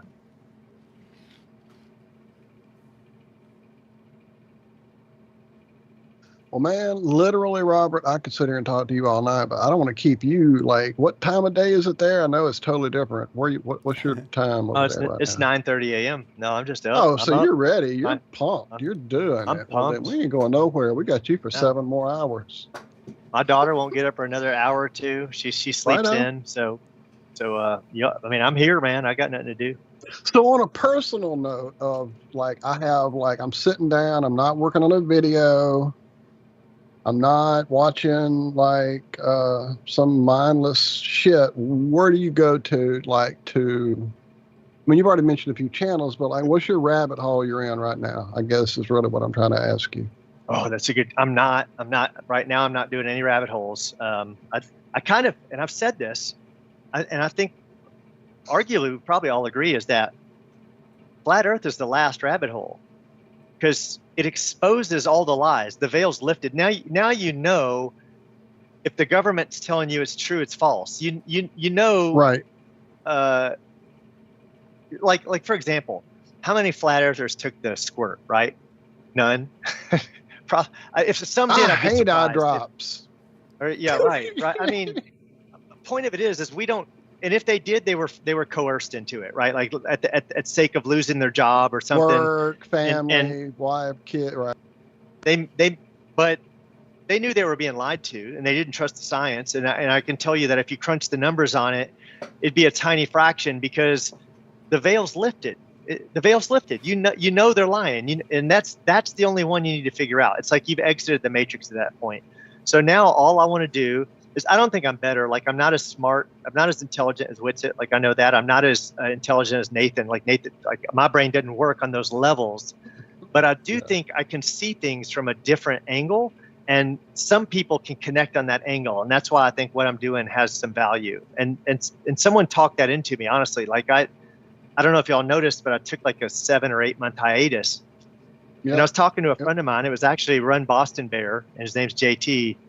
But he said, we stayed in contact. And he's like, why haven't you been making videos? And I said, well, they don't need me, right? Like, I said, you know, you got Austin, Nathan, Zack, Ben, Jaron.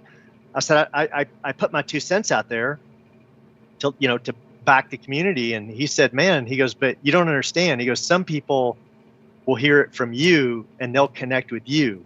So I kind of felt like at that point, he kind of talked me to going back into it, because I had really stepped away, because honestly, I'm not really good at this. Like, the last video I made, which was just that Antarctic argument or whatever, you know, the last video, I think it took like over 100 tries, because I free talk. I don't read off a script. And if you say one thing, you're not thinking about. It comes across so much more genuine that way, though, Bobby. And I know how hard that is, because, dude, here, I guess you can tell we don't have a script. You know, early on, we had all these ideas of, oh, let's get a clock, and at this point, we'll talk about this, and at this point, we'll talk, because I worked in radio for many years. And yeah, you know, quickly we realized that just organically being us and talking to each other is way more important than the perfection of whatever. Yeah. Like us starting late, you know, your flow, dude, like there is a certain element that are not going to want to see the technical tech, Globebusters tech, and the, you know, Witsit level. Like, dude, that's hard to get to sometimes. Even like basic stuff. I mean, most people don't even look up at the sky to understand that there's a mystery above them. You know, and so for you to even like get that person that's the niche you're hitting, dude. Feels so good. That's why, like I said, I've been sharing your stuff a lot lately, man. You've been hitting it hard. There's 2 parts of it that make it hard for me. Is A, my brain just doesn't work as good as it was better. It used to be better, but now it's like I'll be talking and I want to say donut. Like, donut's a word you should be able to pull up in like a half a second, right? We're not talking about, you know, some crazy word. And like, I'll sit there for 30 seconds and go, what's that word? Oh, donut. Nobody should struggle for donut, right? So I've got some mental blocks going on. I was talking, you know, I think I was sharing that with you, is that sometimes I can't get a word that I know inside and out. But the other, I just happened to me a few months ago, dude. It was weird. Like, I couldn't remember like door, like, you know, just crazy things. Like it's like, what the fuck is going on in my brain right now? And then there's things I know. But yeah, it's kind of alarming. It's like, wow, getting old. That was like a senior moment right there, dude. So I'm trying to detox off grains and stuff like that. Like I think grains have a lot to do with like pastas and dude, bread, regular bread. I was writing a song like called Flesh and Grains, because that shit is my addiction and I can't quit them. And that's what I want for every meal. And it's so horrible. Yeah. I know. It's the best. It's the best. I hate it. So I have a lot of mental blocks that pop up. I don't think I'm any less intelligent. It's like it's there. It's like it's there, but it's like there's this curtain I got to struggle to get open. So I can't, like Nathan Oakley, when I hear him talk, like just how he can know the point he wants to make a mile away, and he can shoot out 20 sentences that pinpoint that point in perfect flow, right? My brain can't go and flow like that. And that's why I admire him, is because I'm like, what he rattles off is so amazing to me. I think he has a really good brain. All our brains are different. We all have different strengths, right? Like I can't fix a Rubik's Cube. But everybody's different. Everybody's got their thing, and definitely, I mean, think about it. I mean, how long have you been at this on your channel exactly? What year did you start? I think 2017 was the first video I made. And we were knocking about with Nathan back in 2014, 15. I mean, time makes that a thing, you know, comfort level, just doing it daily thing, weekly, whatever, not daily. You don't have to be that nuts about it. We almost do, but you don't have to. So the first one I had made, sorry, I just wanted to say the first one I had made, I pulled down and I later put it back up because I cussed a lot in it, right? So I was a different person when I first started coming around. I was really dropping F-bombs, and I don't have a problem with it. Like, it doesn't, but I just kind of made up my mind. I said, I don't want to do that anymore. Like, I don't want to it was something that hit me, right? I just said, I want to try not to do that. I want to try. So, because I was like, I couldn't say a single sentence without F-bomb. Like, I couldn't do it. I just couldn't do it. And I know some people made the remark like, hey, you should do this with like less F-bombs. I was like, okay, well, if I'm not connecting with some people because of that, I want to change it. Liz in chat has a swear jar for us three, dude. We're the worst. But okay, so there's another dynamic. So every time I would make a video and I'd go, okay, I think I got it, I would play that video, and then I would realize, so it's already haunted me where I made a video in the past and I said something in passing that I really didn't think through. Like, I was saying, well, if we saw a 24-hour sun in the Antarctic, it would definitely move its globe, right? Well, it definitely wouldn't. It wouldn't definitely, because they are just lights in the sky. And technically, you could have flat Earth and still have a 24-hour, but it's not absolutely definite. But then I found that clip that was made probably a year and a half ago.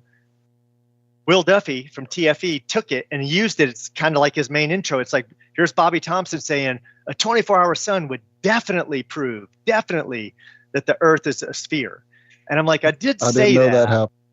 And it would honestly be a major problem for our current understanding of the model. But it wouldn't. There's things about there you're implying, and I don't like that he did that, because first off, you're implying that if you come back and show us something, that implies that it's like, first off, you'd have to show the whole world that exists, and there's no way you can do that with a video. The whole world would have to go there because you all can fake it. So it's like, it's not even about that argument. Like, honestly, we don't even get that far, because how are you going to prove it to me? You all have already faked videos. What are you going to bring back that's going to prove it to me? So it's a moot point. But I didn't like that it got used against me and the flat Earth community. So now it's like, I got to I'm sorry. Go ahead, man. Oh, I was just saying, I've got to replay every video. So once I feel like I even got I kind of flowed, then I play it back and I'm like, oh, someone's going to cut that and use it against me. So now I have a second fear weighing on me. So who's this dude that you're talking about? I missed the name. Will Duffy. With the final, you're familiar with the final experiment or no? At TFE? all. I do my damnedest to stay away from drama, dude. It's what I was about to explain to you about how I do this thing. And dude, the first video I put out, go drink bleach, don't reproduce. It's like, what? I'm putting a fucking sun time lapse that I put out on the beach. What the fuck is wrong with people, man? So at that point I knew these comments are not anything to ever take to heart. And I didn't. And then as we got into the whole Iron Realm thing and started getting the channel together, dude, we got attacked from so many directions, internally, externally. We've lost friends that were part of the formation of this group behind drama. Because it's, at the end of the day, Bobby, the good you do and the things that I've seen people go, what about your videos, far outweighs this idiot fuck taking something you said out of context, for sure. And then for sure, dude, how many times have we all said shit on the offhand remark that is now permanently in the ether? There's stuff on that video, I would go back and change it. But I keep thinking about that idea. It's like, well, no, because that path of where I was then and where I am now, I want that path to be understood. I didn't know this then. I know this now. That kind of thing. I don't know. I'm not any great guru or whatever. I just don't want to see some idiot troll fuck get into your head with amazing shit you do, friend, because my God, the good you do far outweighs that idiot fuck's opinion for damn sure.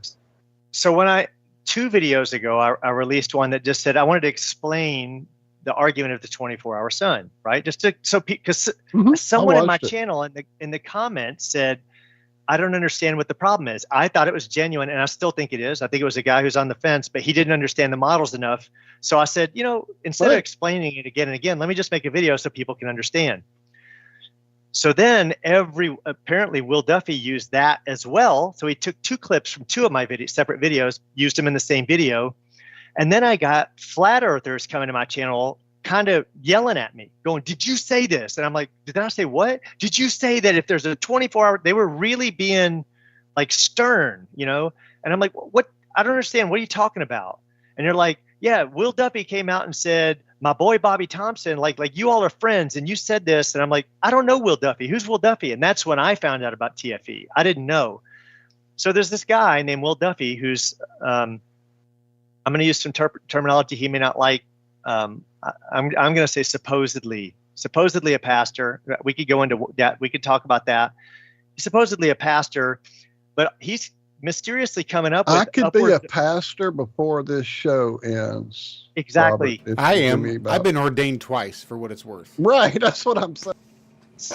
So he's offering to cover a number of flat earthers' expenses. He's going to fly a whole bunch of, from what I understand, he's going to fly a whole bunch of globe earthers and a whole bunch of flat earthers to Antarctica for the Antarctic summer. He's taken, from what I understand, he's taken McToon, he's taken FTFE, he's taken Dave McKeegan. I don't know if Professor Dave's in or not, but he's got the offer out for Jaron and Austin and several others. And he said, I will pay upwards of 45, because Jaron came back and said, look, I don't even have clothes for that. Like, I'd need $45,000. You're going to pay all my expenses. That's what it's going to cost. And he said, from what I understand, he said, okay. Now, here's the thing is, first off, I wouldn't even go on that trip because I'm like, man, wouldn't this be great if you got all the best voices in flat Earth? That's the on that, first and then you have a paranoid ass hat. Yep. A tragic accident. Secondly, is they're thinking, well, chances are they're going to chicken out just for that very reason, right? And then the globe earthers go and they go, yeah, we saw it. Look here, I'm a neutral party. McToon and FTFE and Dave McKeegan, we saw it. Here's the video. Check it out. So I'm like, that's the second option.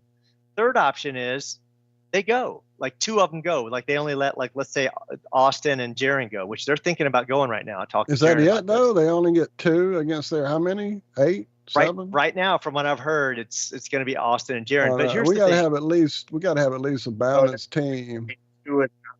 2 globe people as well, or maybe just 1 and the pastor guy.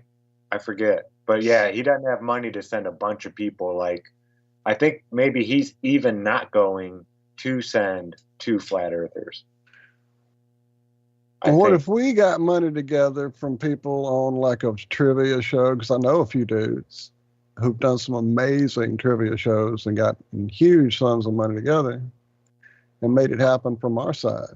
I mean, they can't not have a balanced representation. It can't be, oh, well, us 17 people said, we see it. You 2 idiots don't know anything. It'll be the same shit now. But It doesn't matter. Waiting to hear back. There's still logistics. Like, there's a stay in your tent for 8 hours period, and you're not allowed to leave your tent type thing. And Jaron was like, well, What? can I go out and, check the camera and this and yada, yada, yada. And yeah, and what they're assuming is it'll is be that like over. that period on the plane when you have to close your window because you're not going to see whatever they want you to see? What the fuck's that?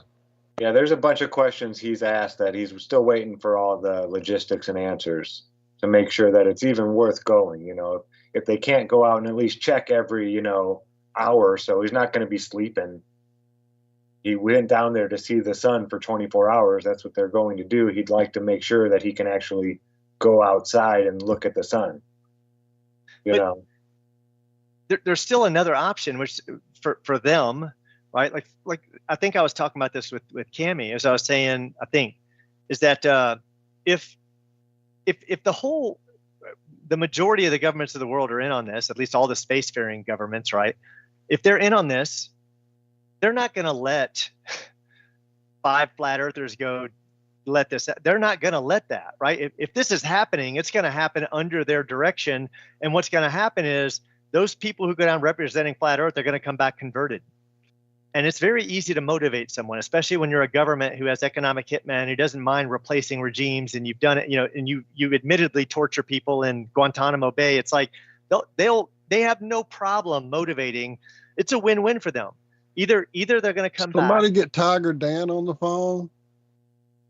But No? absolutely, Nobody? Nope. if they go, they're going to come back, and we're going to take a loss on this. Like that's just how I see it. On the If they 20 go, we're good. Sorry, go ahead. Was Tiger Dan before your time, Bobby? Yeah. So he was an amazing early flat earther who did some great fucking videos about parallax with trees and just amazing stuff about flat earth. And then he started working on a map. And it was about airports and it was about measurements. And then suddenly he wasn't a flat earther no more. Yep. Yeah. Well, and then I don't know. I've heard conflicting stories. So I heard about ODD TV, right? And this guy's the largest flat Earth channel out there, and all of a sudden he's gone. And I've heard why. I've heard why, but I'm not gonna say that why because it's not my business to say. But that why is very easily accomplished by the government. Very easily. Like you might think you're doing things, but it's easy enough for them. Spies are real. Like it's easy to make someone comes up and is your friend or some beautiful girl, and they have interest in you. And then next thing you know, you're partying out with this beautiful girl. And then, it's easy for them to control you. If they really want in your life, think about it. We're talking about the U.S. government. If you're causing problems for them to the point where they're taking out regimes of governments, they can get to you. And they probably will as soon as you're loud enough, as soon as your voice is loud enough. There's a spiritual thing to it, though, as well. Like if you never sign any dotted lines with them, make any agreements, then you were maybe spiritually protected. Like, I don't know. It's weird. It's like, yeah, because I agree. They could kill anybody at any time and make it look like an accident. People have accidents every day. Yeah. Millions of people die in this country every year. A lot of it's by accidents. They can do that. But I still think there's a thing to where if you never, agreed to something, to be quiet about something or a vow of secrecy over certain things or this or that, then I really don't think they can touch you. I think it's almost as simple as that. At least the ones, maybe a crazy person, can just come up and kill you. But as far as like the powers that be, I think they follow certain rules. I think they do, but they also have servants. And I think those servants come in 2 flavors: forced servants and servants who are just psychopaths, unfortunately, that are like, I'll do it for the money. And I think if there's someone were actually a third level to that, Bobby. And those people are not necessarily people. And those people come in like a whole different form. And they definitely are real, and I've dealt with them quite a few times, and they definitely are part of all this. When you start making enough noise and start attracting enough attention and that little light starts beeping on that board wherever, it's not just physical attacks and financial attacks and psychological attacks. There are huge spiritual attacks that have come for all of us, and I'm sure you had your share of them as well. But let's say these principalities do have this code, right? Like, let's say there are entities, people, whatever you want to call them, whatever they are. Some people might say demons, whatever, fallen angels, Nephilim, who knows? There's lots of theories, but I have my own. But let's say those people live by this code. but it's not necessarily against their code if they can wash their hands of it. In other words, if you said, let's say there are, politicians are servants. They're nothing but servants, right? As are Hollywood actors. A lot of these people, a lot of these people are just nothing more than servants. If you told one of these servants, man, that Bobby Thompson is really a problem. I wish he wasn't a problem. You see what I'm saying? Their hands aren't dirty. You see, so their hands aren't dirty at that point in time so I do think there's a code, but I think if they want to, they can bend the code. They can bend the rules. So, and I'm sure that happens. Like, I could be wrong. I mean, I don't want to say I'm sure, but I believe that. I believe that they can cheat the rules. Like, it's serious coincidental to me that the largest two channels that I can think of, it was ODD TV and Rob Skiba, and they're both gone now. Right? Like, it's like as soon as someone gets a little bit loud, those guys crossed over 200. Now Jaron's at 160, and Austin's coming up fast. And look at the two for years. They throttled his numbers so bad. Oh yeah, he's probably at 5 million in reality. Like, I really wouldn't even doubt that. He's throttled so hard. All his views are throttled. We found something crazy on Glowbusters Tech. It depended on which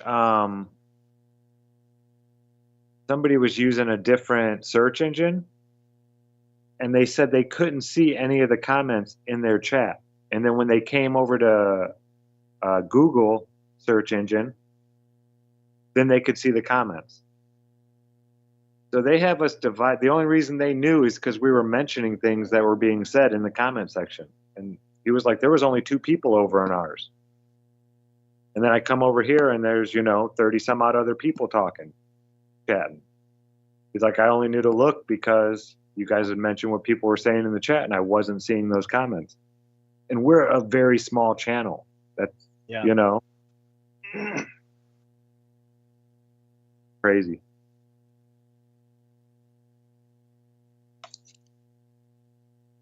All kinds of new ways.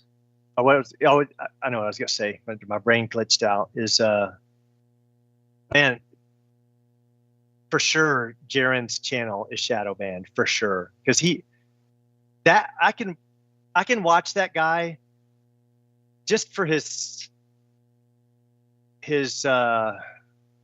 demeanor, his satire, his just the way he carries himself. He's like Johnny Carson, or he's like he could be like, you could give him a talk show and it would be wildly successful. Nothing to do with flat Earth. It's like if you gave him the Tonight Show, Jaron's just got a presence about him. He's got a personality to him. The way he speaks, the way he carries himself. I know he's not some people have some issues with him, but personally, he's one of my favorites to watch. I just like the way he puts things.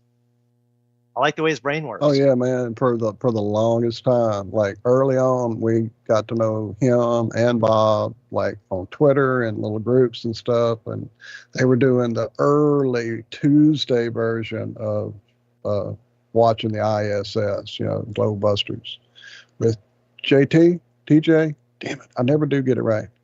And just watching the horrible feed coming across the scrolling like piano feed with no airglow layer, no lightning, and then the next night go back and check that same feed we watched live, and boom, it was full of all the special effects, and it was just fucking so great. And I would watch that endlessly and drive my wife nuts. Why do you want to watch this for hours? It's fake. I'm like, right, but look how fake it is, Yeah. Fuck yeah.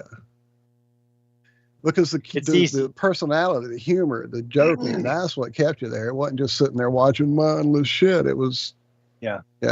He's a good researcher. He's a good man. I learned he was one of the first people I started gleaning information off of. He's a really good researcher. Some people I found later, like I've used a lot of Zack stuff. Once I got turned on to his channel, I went through nearly every video in there, and I was like, oh crap, that's like, I learned a lot.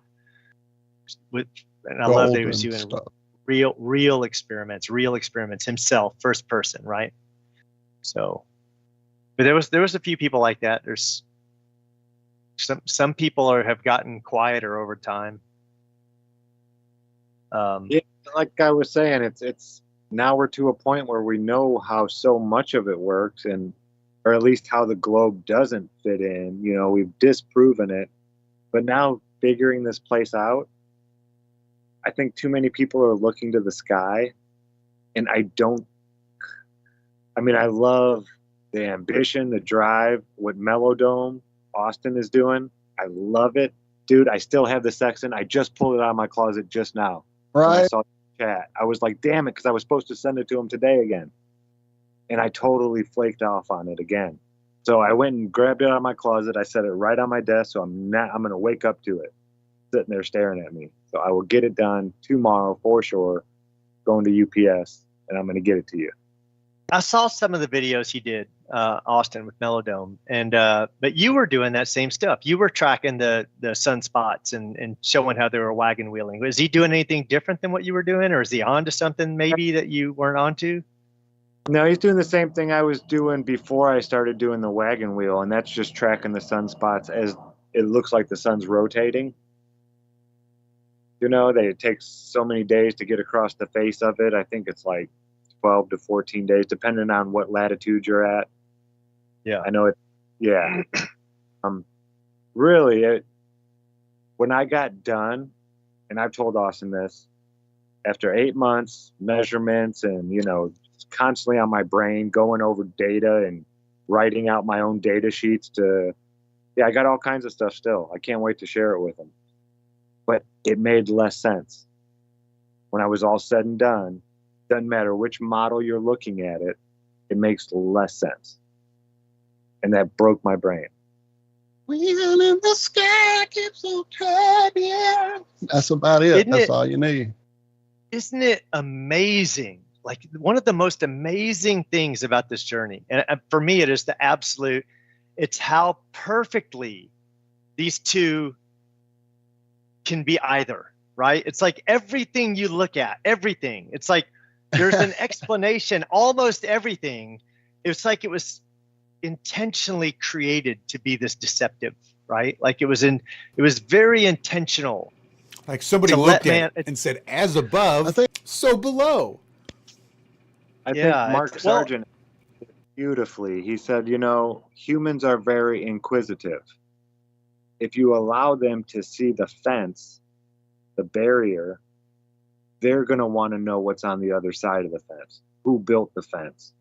Why am I inside this fence? Mm-hmm.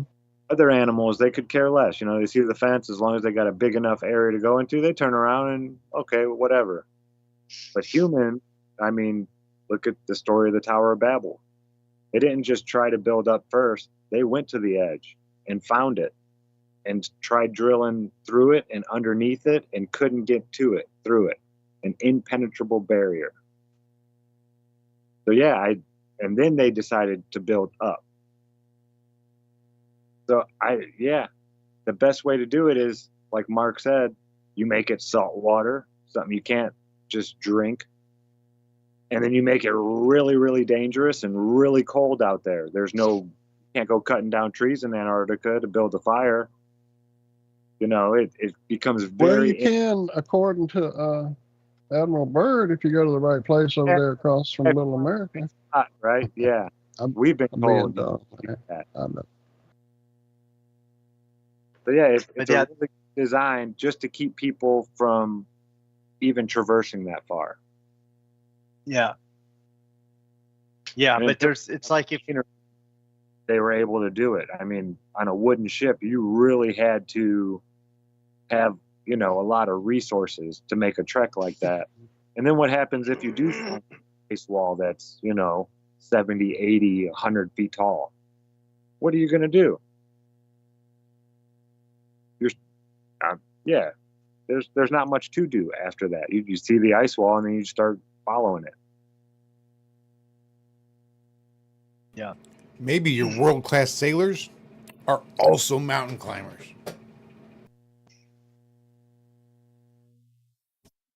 You had mentioned Snowden earlier. Wasn't it his drop that had all the photos from Antarctica that had the rigged ships there, not powered vessels? And that's part of the whole, like, you can't go there and powered vehicles. You can't go to, like, no No, the only- food but that- on the decks, and like just crazy shit. No fossil fuels. Am I the only I one can't who remembers all this stuff, or am I I making remember. up a No. world? I don't remember that one. I might not have saw that. And then this guy, And there was one image that had like a shot of some ice, but behind it there was this like grayish. If I dug, I could probably find it, but give me a second. Are you looking, Zach? Is that what you're doing? I'm pulling up the Urbano Monte map. Oh, my favorite. Dude, I love that map. Oh my God. Well, you do that. I'll see if I can Kings find that picture. that were in charge of certain parts of Antarctica around the edge. Right. This guy breaks it down. I'm gonna find his channel too.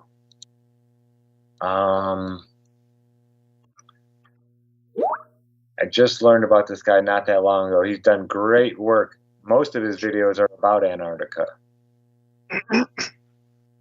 But he breaks down the Urbano Monte map. He translated all the Italian to English. And it talks about the kings are in charge of certain parts of Antarctica and not allowing people to go out there.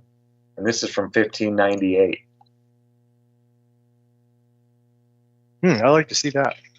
Yeah, I know his channel is flat. Something.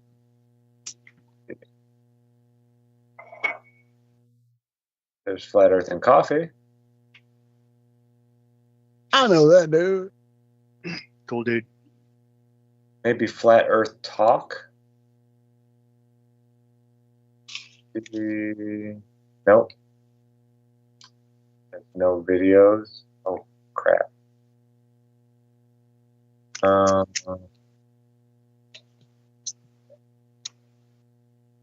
Flat. I don't think it's Flat Water. No, that's Flat Works. That's what it is. Okay, yeah, down here at the bottom. I'll share this with you. Because flat Earth works. Summergate, okay. FE works. Or iron works. Yeah, John Brahma talked about the gates and the timing, and that's why we had to go when we needed to go and get your passports ready, because we're going to do this kind of thing at a certain time, because that's when the gates were open. He also talked about the no technology to pass through the gate. Had to be all analog.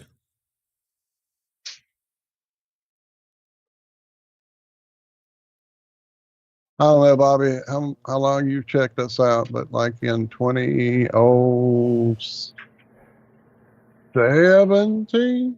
It's got to be 16 or 17. Maybe 16 even or 17, that transition. a gentleman Maybe showed end of up 16. saying that he had watched a few different Flat Earth, this, that, and the others, and thought that we were the channel he needed to come to with his idea of offering to bring people with him to Antarctica. Him being a guy who was part of the military crew that guarded the Antarctica access. Him and some of his buddies were tired of the lies, and they were ready to show people what was really up. And it was like nothing you could conceive of.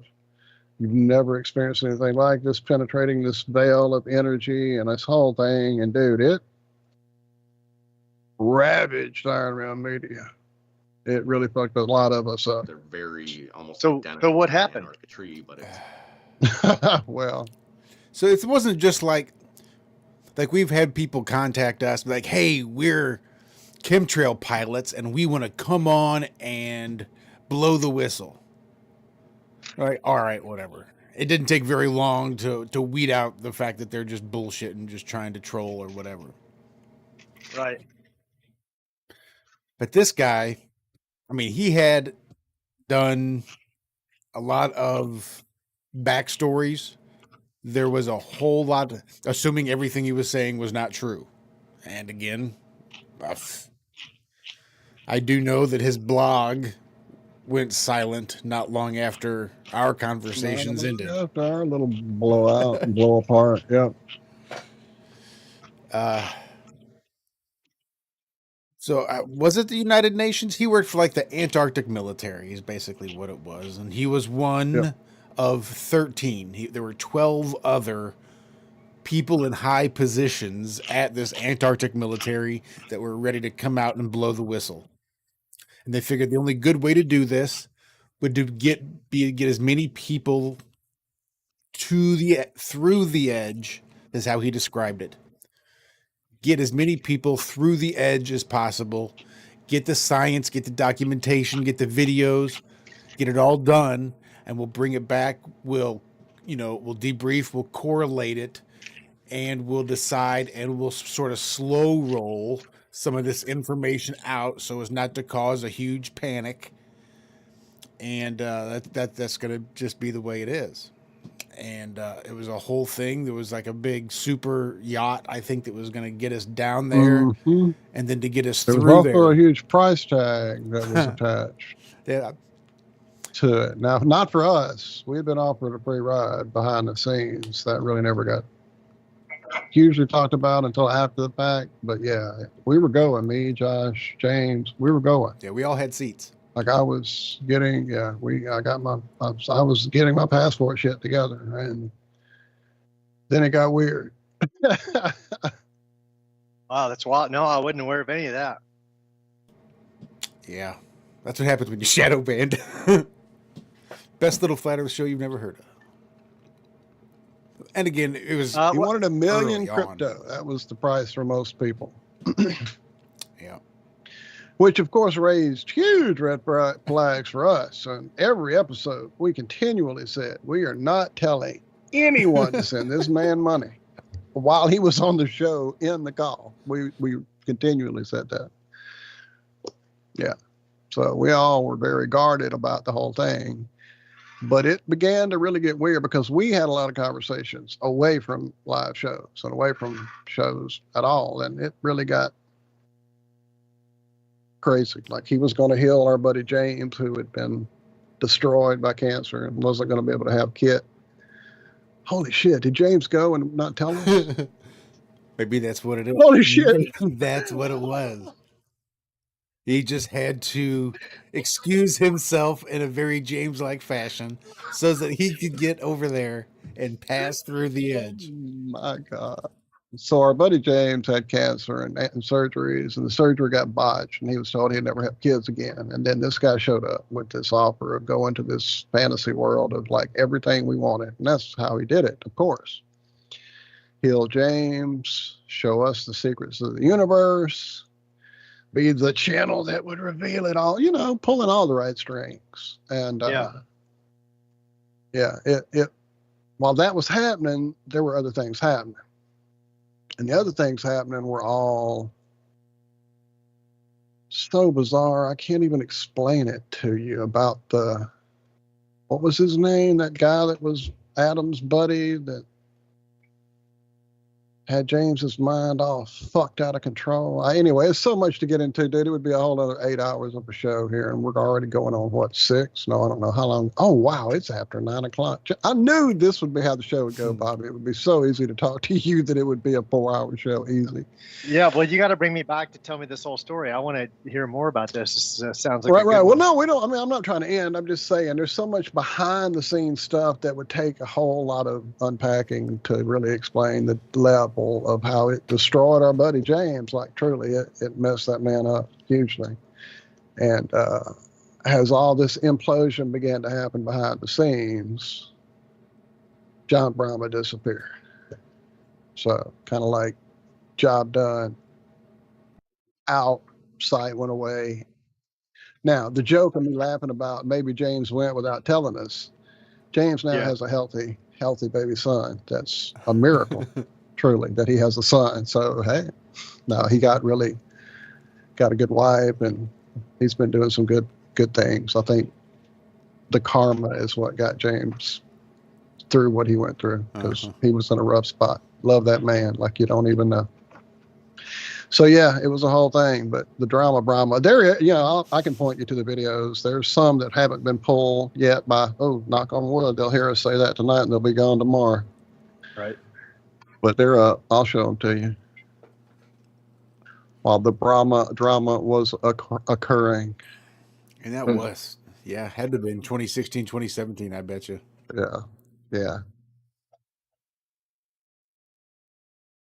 That is crazy. But this wasn't supposed to be about us. This is supposed to be about you. And real quick, with just that a all. real quick callback. On 6/23, on the 23rd of this month, Patricia Steer will be premiering on her channel her interview with Tiger Dan. So that'll be a good one. Get the fuck out of Texas. You are not even serious. Joshua. Check it out. You're lying to me. Check it out. Yeah, I saw it up there today for Tiger Dan interview. Dude, my brain just broke apart in 18 pieces because I've already reached out to Patricia behind the scenes to get her over here because now that she's back in the mix, I figured we'd get her in the mix. We always do. Yeah. Oh, that's I don't know who epic. Tiger. I'm gonna have to watch this. I don't know who Tiger Dan is. Is his channel even still up? I don't even know. Nope, I don't think so. I don't think you'd be hard pressed to find anything Tiger Dan. She's got some Stars Are Souls stuff too. It's going to be really good. What? Oh my God! I don't even remember going on right now? Do you remember that her first co-host was Stars Are Souls? I remember something about that vaguely. She was premiering one of her old shows with Mike Williams, Sage Quay today. I was hopped into chat. It's like right as I was leaving Sage work. Quay. And even that conversation from 2016, they were talking about him being her first co-host and all the crazy drama that was going on in Flat Earth back in 2016.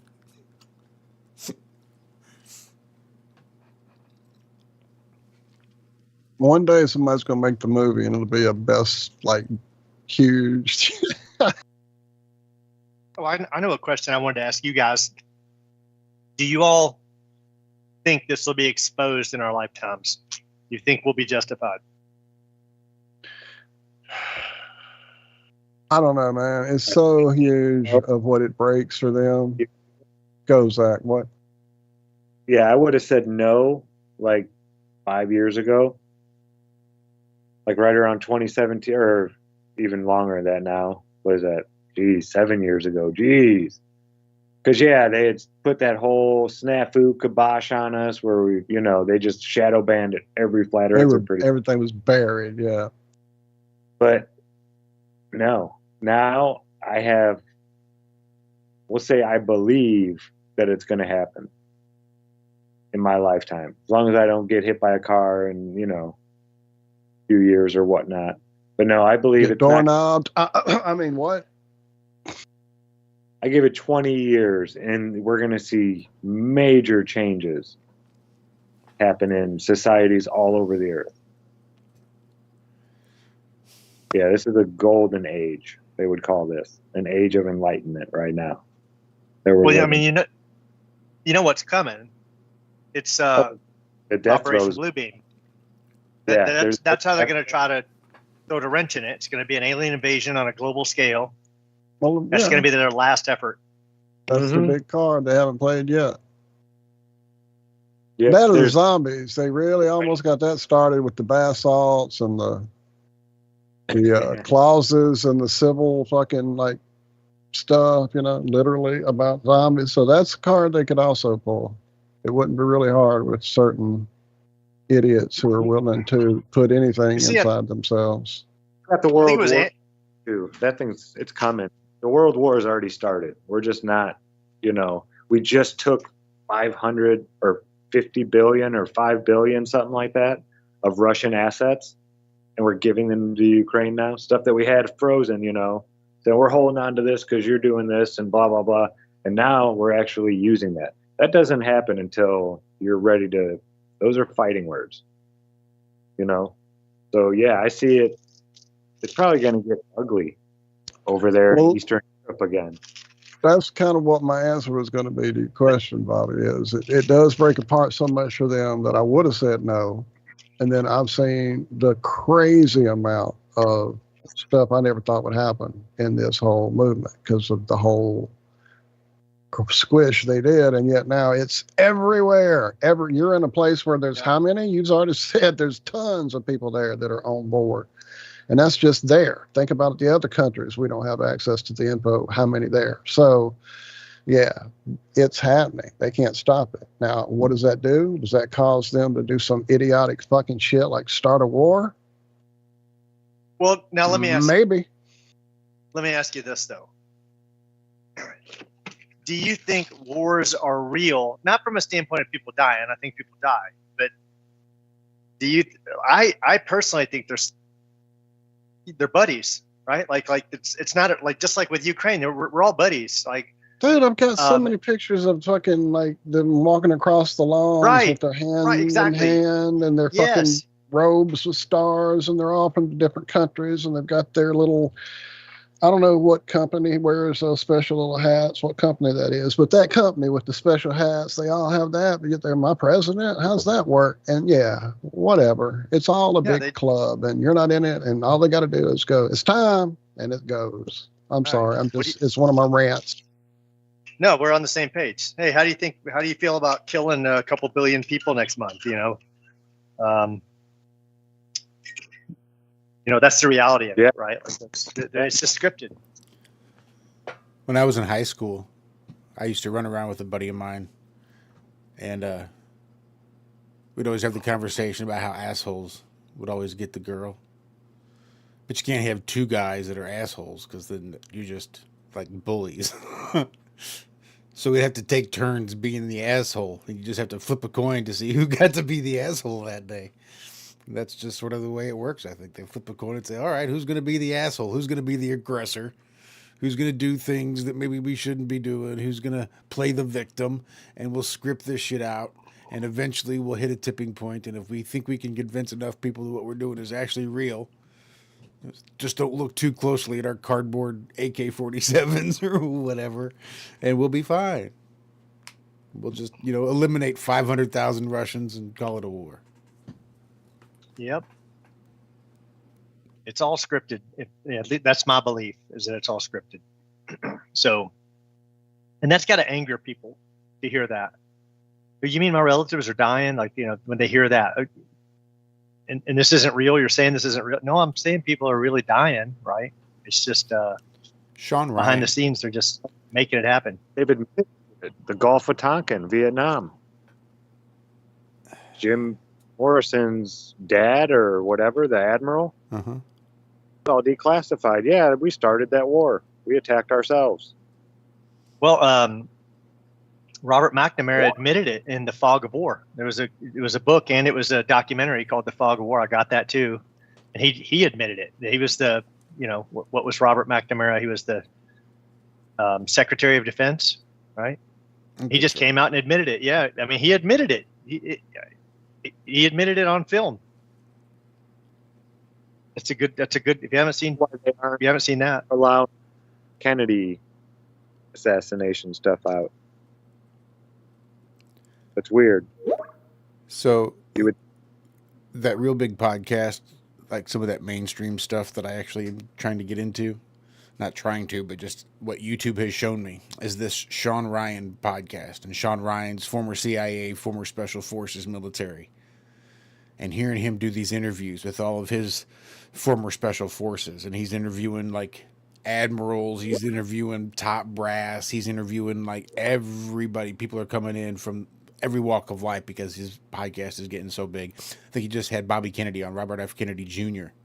just came in, and he was telling the whole story of Project Mockingbird and CIA and the media, and got into the declassification of MK Ultra, and he started listing off all the fucking MK projects that they had going on and all the horrible stuff they were doing in MK Ultra, and just coming out on mainstream stuff.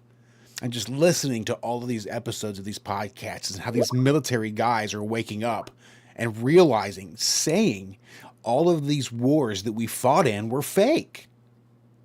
Like, they fought, they killed, they took like TBIs. Yeah. Like, they know that the fighting is real, that the warcraft is real, but it's all fake. Yeah. So I'm fully on board with that, 100%. And listening to these guys wake up blows my mind.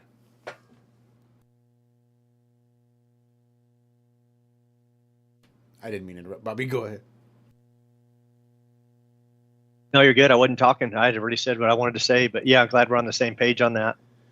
I think that's why flat Earth is so important, because when all these people are, they're all on the same team. They're all faking space together, right? And we're best buddies in Antarctica, and we're best buddies on the ISS, right? Like there's no problems there. We get along just fine, and those will continue to get along there. But yeah, we're gonna fight over some other land somewhere, not Antarctica, but some other land. I mean, as long as Fedor doesn't keep drilling holes in the side of the ISS, I think we'll be all right. Well, he can just use his finger. It's not a problem. Just stick your finger over it. That's right. Just tell him, hey, Fedor, go plug that dike. We'll be fine.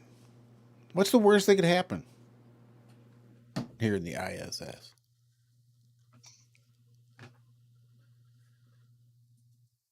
Well, I guess before we make it a 4-hour show, we might as well cut it short. We've already decided that we just got to have to plan the time to have you come back so we can pick this right back up and make it another 4-hour show that way. Yeah, bring me. I had a great time. I kind of warned you ahead of time. I'm not super. If I can think something out, I can think it out very clearly. But on the spot, right. I'm not quite as sharp as I used to be. A lot sharper, but as I get older, my thinking slowed down. So, dude, I listened to some of our early shows, and I'm like talking like this. I'm all, now I'm just like, yeah, what's up, guys? Because it's like, yeah, things do change with age. So I have like the only complaint I have about this appearance with you is that it took so fucking long for us to make it happen on our end. Sorry about that. And please know that you are now in the door. Now, this one does close behind you, unfortunately. We do, once this call will be over, we're going to kick you out of this particular have no sphere thing. But I still have you a friend on Skype. Josh and them will probably friend you up while we're all in the call together. Anytime that the other show we do, which is that morning time for us of 4 a.m. Central, basically the other end of the spectrum, which would probably be your middle of the night, I would guess. If you're up late, bored, freaking out because your video is like got your mind spinning and want to spend some energy with us on Ironworks, dude, we do it on Skype as well. So just pop. You'll see me. If I'm green on Skype, I'm on Skype doing stuff. So hit me up. Yeah, for absolutely. Sure. Thank you. I'll be back for sure. I'll definitely be on. I'll probably spend a little bit of time on this video, making a little bit more progress. But when I need a break, I'll come on. Man, that here. video you were just showing the teasers of, thank you so much for that. Again, every card you showed, I want it to show to people. So I can't wait to see the videos. So are you going to plan on leaving them up long enough for reading time, or will it be one of those kind of pause it and read it? Oh, hit me up. So that's going to... I think it's going to force me to split the video. I didn't want to do that, but I'll have to say, hey, here's the second half of it. And it's just going to have scientific quotations. It'll be worth it.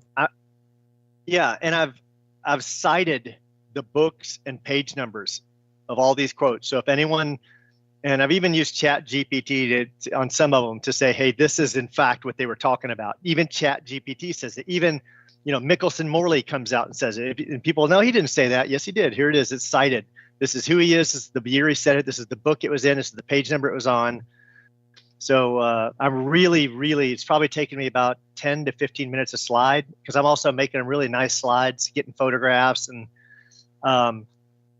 it's going to tell the story. It's going to tell the story from the first, starting with Newton on, and then it goes from Newton to the Michelson-Morley experiment, and all of them trying to prove the Earth was moving, just trying their best, and nobody could. And what they have to do, they have to go make an arm that shrinks as you go faster, right? Like, oh no, it's the arm that's shrinking. It's not. That's why the lights are the same. That's why they're coming back the same. Is because that arm over there was shrinking. It sounds logical to me. That's exactly the conclusion I would draw. Was that one arm shrunk? Of the apparatus. Makes total sense. Yeah. What other logical the Lorentz conclusion? Contraction, right? Right. Nothing else would make sense. So, yeah, it couldn't be that the Earth is still one of the arms of the apparatus has to be shrinking. That's It's got to be what it is. It's got to be. But nobody There's knows probably that, dark- right? They're all Yeah, probably dark Yeah. matter did it. or dark matter got in the way. It's probably they went through a clump of dark matter. Yeah, that's what makes it contract. Just the right amount. Just the right amount of dark matter and dark energy in there. Yeah. It's the only way you know that's So it's what going it to is. tell a. I I think that's would going to tell a good story. go ahead. Sorry, go ahead. Nope, you go ahead.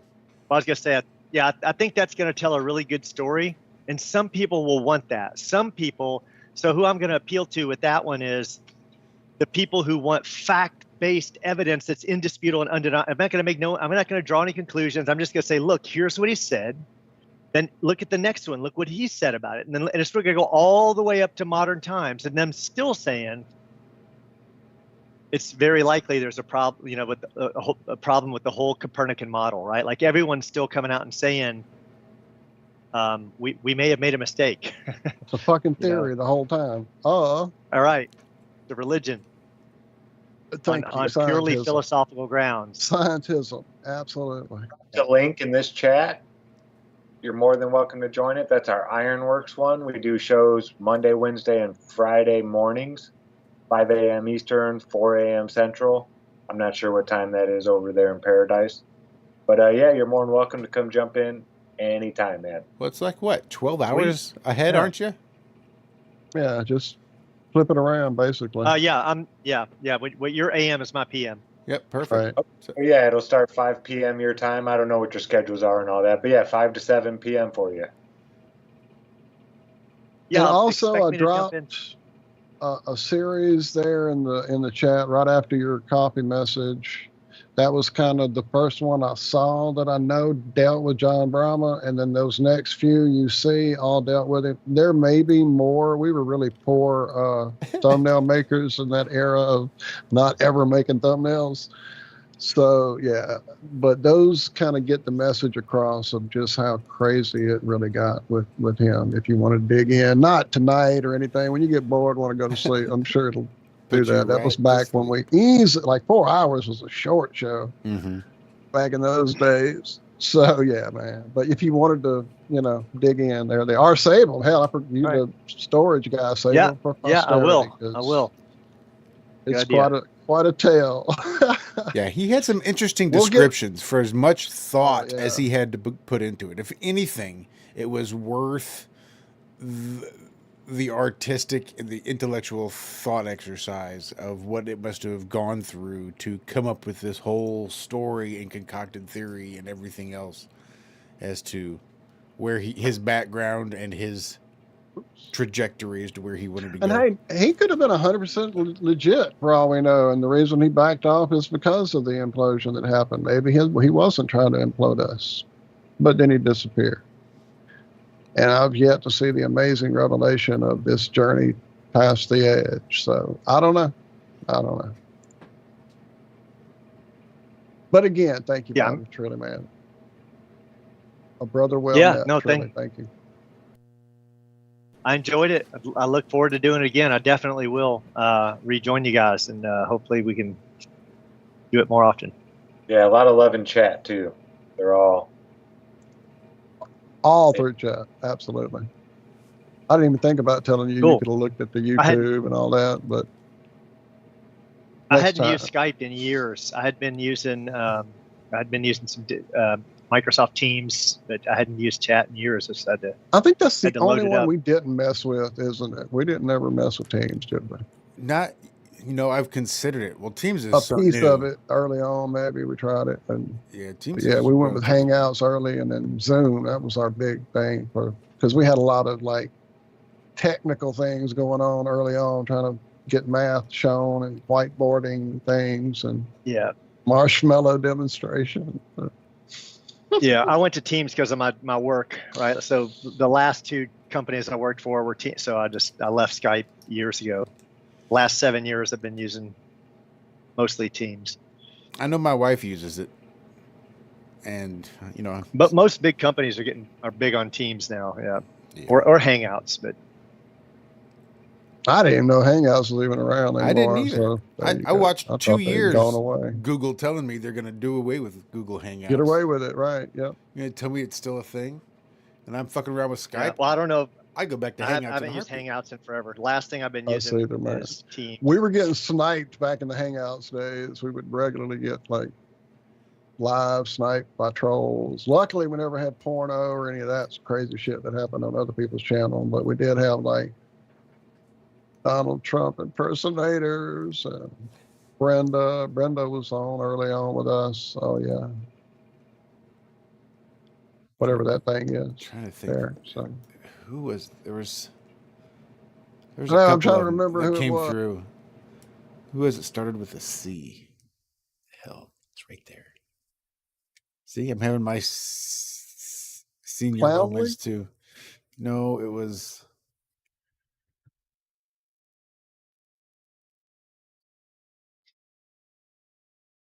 Oh, I have no clue. I know in the Too long ago. Yeah.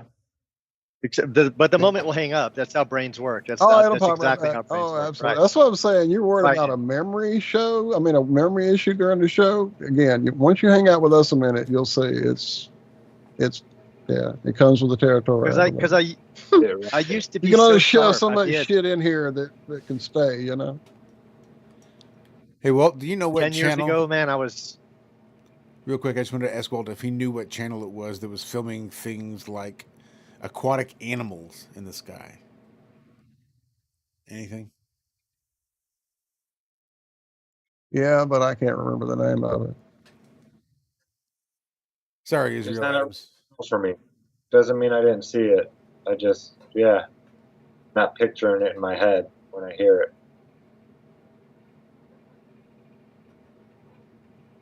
Yeah, I remember it, but I can't tell you who it was.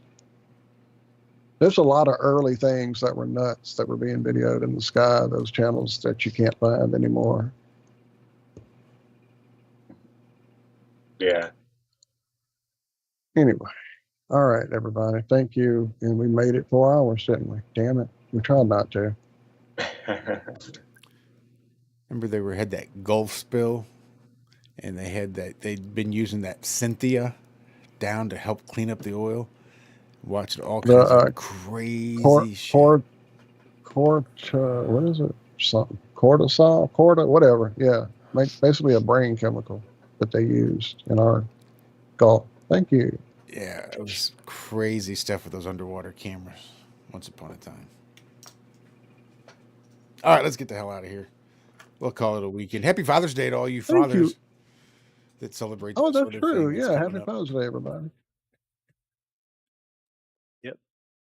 Happy Hallmark holiday. No, I'm being ugly. All right, I love y'all. Thank y'all truly in chat. I couldn't even keep up. I was locked in here with Mr. Thompson. Thank you again, Bobby. And Yeah, can't thanks wait for to having hang me. out. I'll be back. Absolutely. Good to see everyone. Absolutely, friend. Take care, brother. All right. Take care. All right, thanks, See ya. Bobby. All right, love you guys. You have a great rest of your weekend. Yes, Regina, it was like snakes and all kinds of weird stuff, things coming alive, like chains and stuff, I think, going sentient. I don't know. It was weird stuff from what I remember. Because it was like hard to find. Then it was hard to keep following, and then they just disappeared and couldn't find them. And somebody It else just went away. hijacked his name, and there was the same channel, but all sorts of different stuff that had nothing to do with Cynthia and all the crazy stuff going on. Yeah. That was many years ago. That's just like the guy who had all those videos about that array of mechanical shit above us that he kept videoing that had like cameras and rail systems, and nobody can remember that except me, apparently. It does sound vaguely familiar. He never talked. It was only showing this shit that he would zoom into it. And I don't know if I think he was zooming in with like fucking Google Earth shit, I think is how he was getting it. And he was zooming in up there, and there it was, fucking cameras pointing down at us, and fucking rail systems with fucking shit all across up there, like it was totally fake above us. And I'm like, what the fuck, dude? This was early on when all those noises were happening, like mechanical noises in the sky and shit like that was happening. And I'm like, dude, it can't be that kind of fucking dome now, can it? You know? Yeah, it does sound vaguely familiar. I remember all the Filling tunnel, Walter. I didn't hear you. You gonna play some Fortnite with Bill and Tana? I am ready. All I need to do is go to the bathroom and get ice because I've eaten before the show, so I don't have to eat this time. Because that's what fucked me up last time, was eating and then cat in my lap, and it was over. So this time, straight to ice, and I'll be right back, and I'm ready. There you go, Bill and Tana. I like to own noobs. No, I'm just fucking with you, man. We're gonna go kill some people. All right. Love you. Yeah. Love you y'all. guys. Thank y'all. Look for us on Sunday night as well. Oh, that's true, man. I you know, my brain is hitting me right now. It's like there's something you got to say. There's something you got to say. And when I went back to the call, I saw the Flat Earth thing behind me, Flat Earth Forest behind me. I was like, is it shouting out Daryl? I know I did it in chat, but I should shout out to Daryl Davis, sponsor of the Flat Earth. Not Flat Earth Fridays. Good Lord, I flashed back looking at all those old shows. I was about to say Flat Earth Friday Bridge Cast. Good Lord, help my brain. Help my brain. Anyway, thank you, Daryl, truly. Absolutely. And thank you all. You all help. Everybody does in all their different ways. Thank you, Patreons who help us that way. It's like thank you guys who hang out. Thank you who are watching and not even chatting or even know how to do YouTube. We appreciate it. Thank y'all all. It's like I used to tell my son, we may not be rich in money, but we're rich in love. Fucking A, buddy. and you guys have truly helped me, like, over this last 24 hours. I've really felt the energy. Yeah, you've been on my mind. Because thank you, Josh. Thank you, Zack. Thank you, everybody in chat. Because, man, it was getting bad last night. It really was. I was about to do some stupid shit. So, thank y'all. I love y'all. Love you guys. We'll see you back here next week. More than likely with something or other. So don't miss that. But Sunday on Vika's channel, I will have dropped the link earlier, I believe. If I didn't, I saw he was in chat as well. Brother, can't wait to talk to you Sunday. It will be at 6 p.m. Central for me and my time zone. That would be 7 for Zack. Lord, my brain is not even slow math there, anymore. Walter. Dude, well, it's just late. Y'all are going to be owning me is what's going to happen on Fortnite. I won't be owning anybody. I'll be the one getting pwned. Anyway. So, yeah, come hang out with us with Vika. It's going to be cool. Heliopsychosis. Am I saying that right? It always sounds wrong when I say it out loud. Why? Because I don't have his awesome accent. That's why. Must be because it's that. That's what it is. Oh, that's what I wanted to ask Bobby. I kept hearing that long I and that long A, and I wondered where he's from. And I heard him mention Texas, and I'm like, he might be a homeboy. No, I think he is a homeboy. I could definitely hear it. Yeah, I kept hearing it, but I never did get back to the question. I even wrote it down, where from, but I never got to it. Damn it. Anyway, all right, let's get out of here. Shit, we'll never shut up and get to Fortnite. Read that and said, what the fuck does where from mean? Right? Where from? That didn't make any sense. I got my own code. You don't question my vocabulation. You ain't from around here, boy. Anyway. All right. Love y'all. Love you guys. Yeah. All right. See y'all on Discord. Is that where we're headed? Militano's on Discord? I think so. I'm not playing. I'm crashing. Oh, you punk ass bitch. I'm about to fall asleep. All right, man. You see me. I'm pretty tired too, but I'm not going to leave him hanging. Well, Nemo is in chat. I saw earlier. So, Nemo, you heading over there? Liz, let's get on it. What's up, Andrew B? I just saw you. I see you there, Carol Herring. Carol Herring, what's up? I'm saying hey to the people I didn't get a chance to type to. I tried to type to everybody earlier when I could see you guys and tear myself away from the conversation because I could hardly do that. So yeah, Bill and Tano, I'm heading over there in a minute. Are you on Discord? That's the thing I need to know. So yes, sir, from me. Oh, Andrew. Way back in the day, we had Brenda. You were one of Brenda's early appearances, I would guess. Yeah, Brenda early and Brenda not even too terribly long ago. We've had Brenda on. And then not too long ago, years and yeah. years. Yeah. I don't know if Brenda will come back after the last one. No, that was pretty devastating. Discord, I am Walt Flat Earth Head. Is that correct? Let me go look. Billy Tyler, hang on. Want to see me lose my cool, Andrew? Go watch the last time Brenda came on. Yeah, that was so good. That was so fucking great. Why I don't talk to trolls. It Oh, doesn't- Brian's on too. Brian might play. Oh, I'm sorry. The coffee's got me now. I'm burping. What is my name? It's Spaceball 777, Flat Earth Head. That's where you find me. Flat Earth Head, Spaceball 777. I don't have that little pound number no more, do I? No, I don't see that here. All right. That's me, Bill Antano. So find me and I'll be there in a minute. And Brian, if you want to play, I see you're there. Andrew, did you get it? Did you get it going? Oh, I don't remember. Go potty. Amo. Oh, not you guys. Sorry. All right. Love you guys. And I think we got it all set. You guys can go potty too, okay? Thank Oh, you. thank you, because I really need to. You guys have a great rest of your weekend.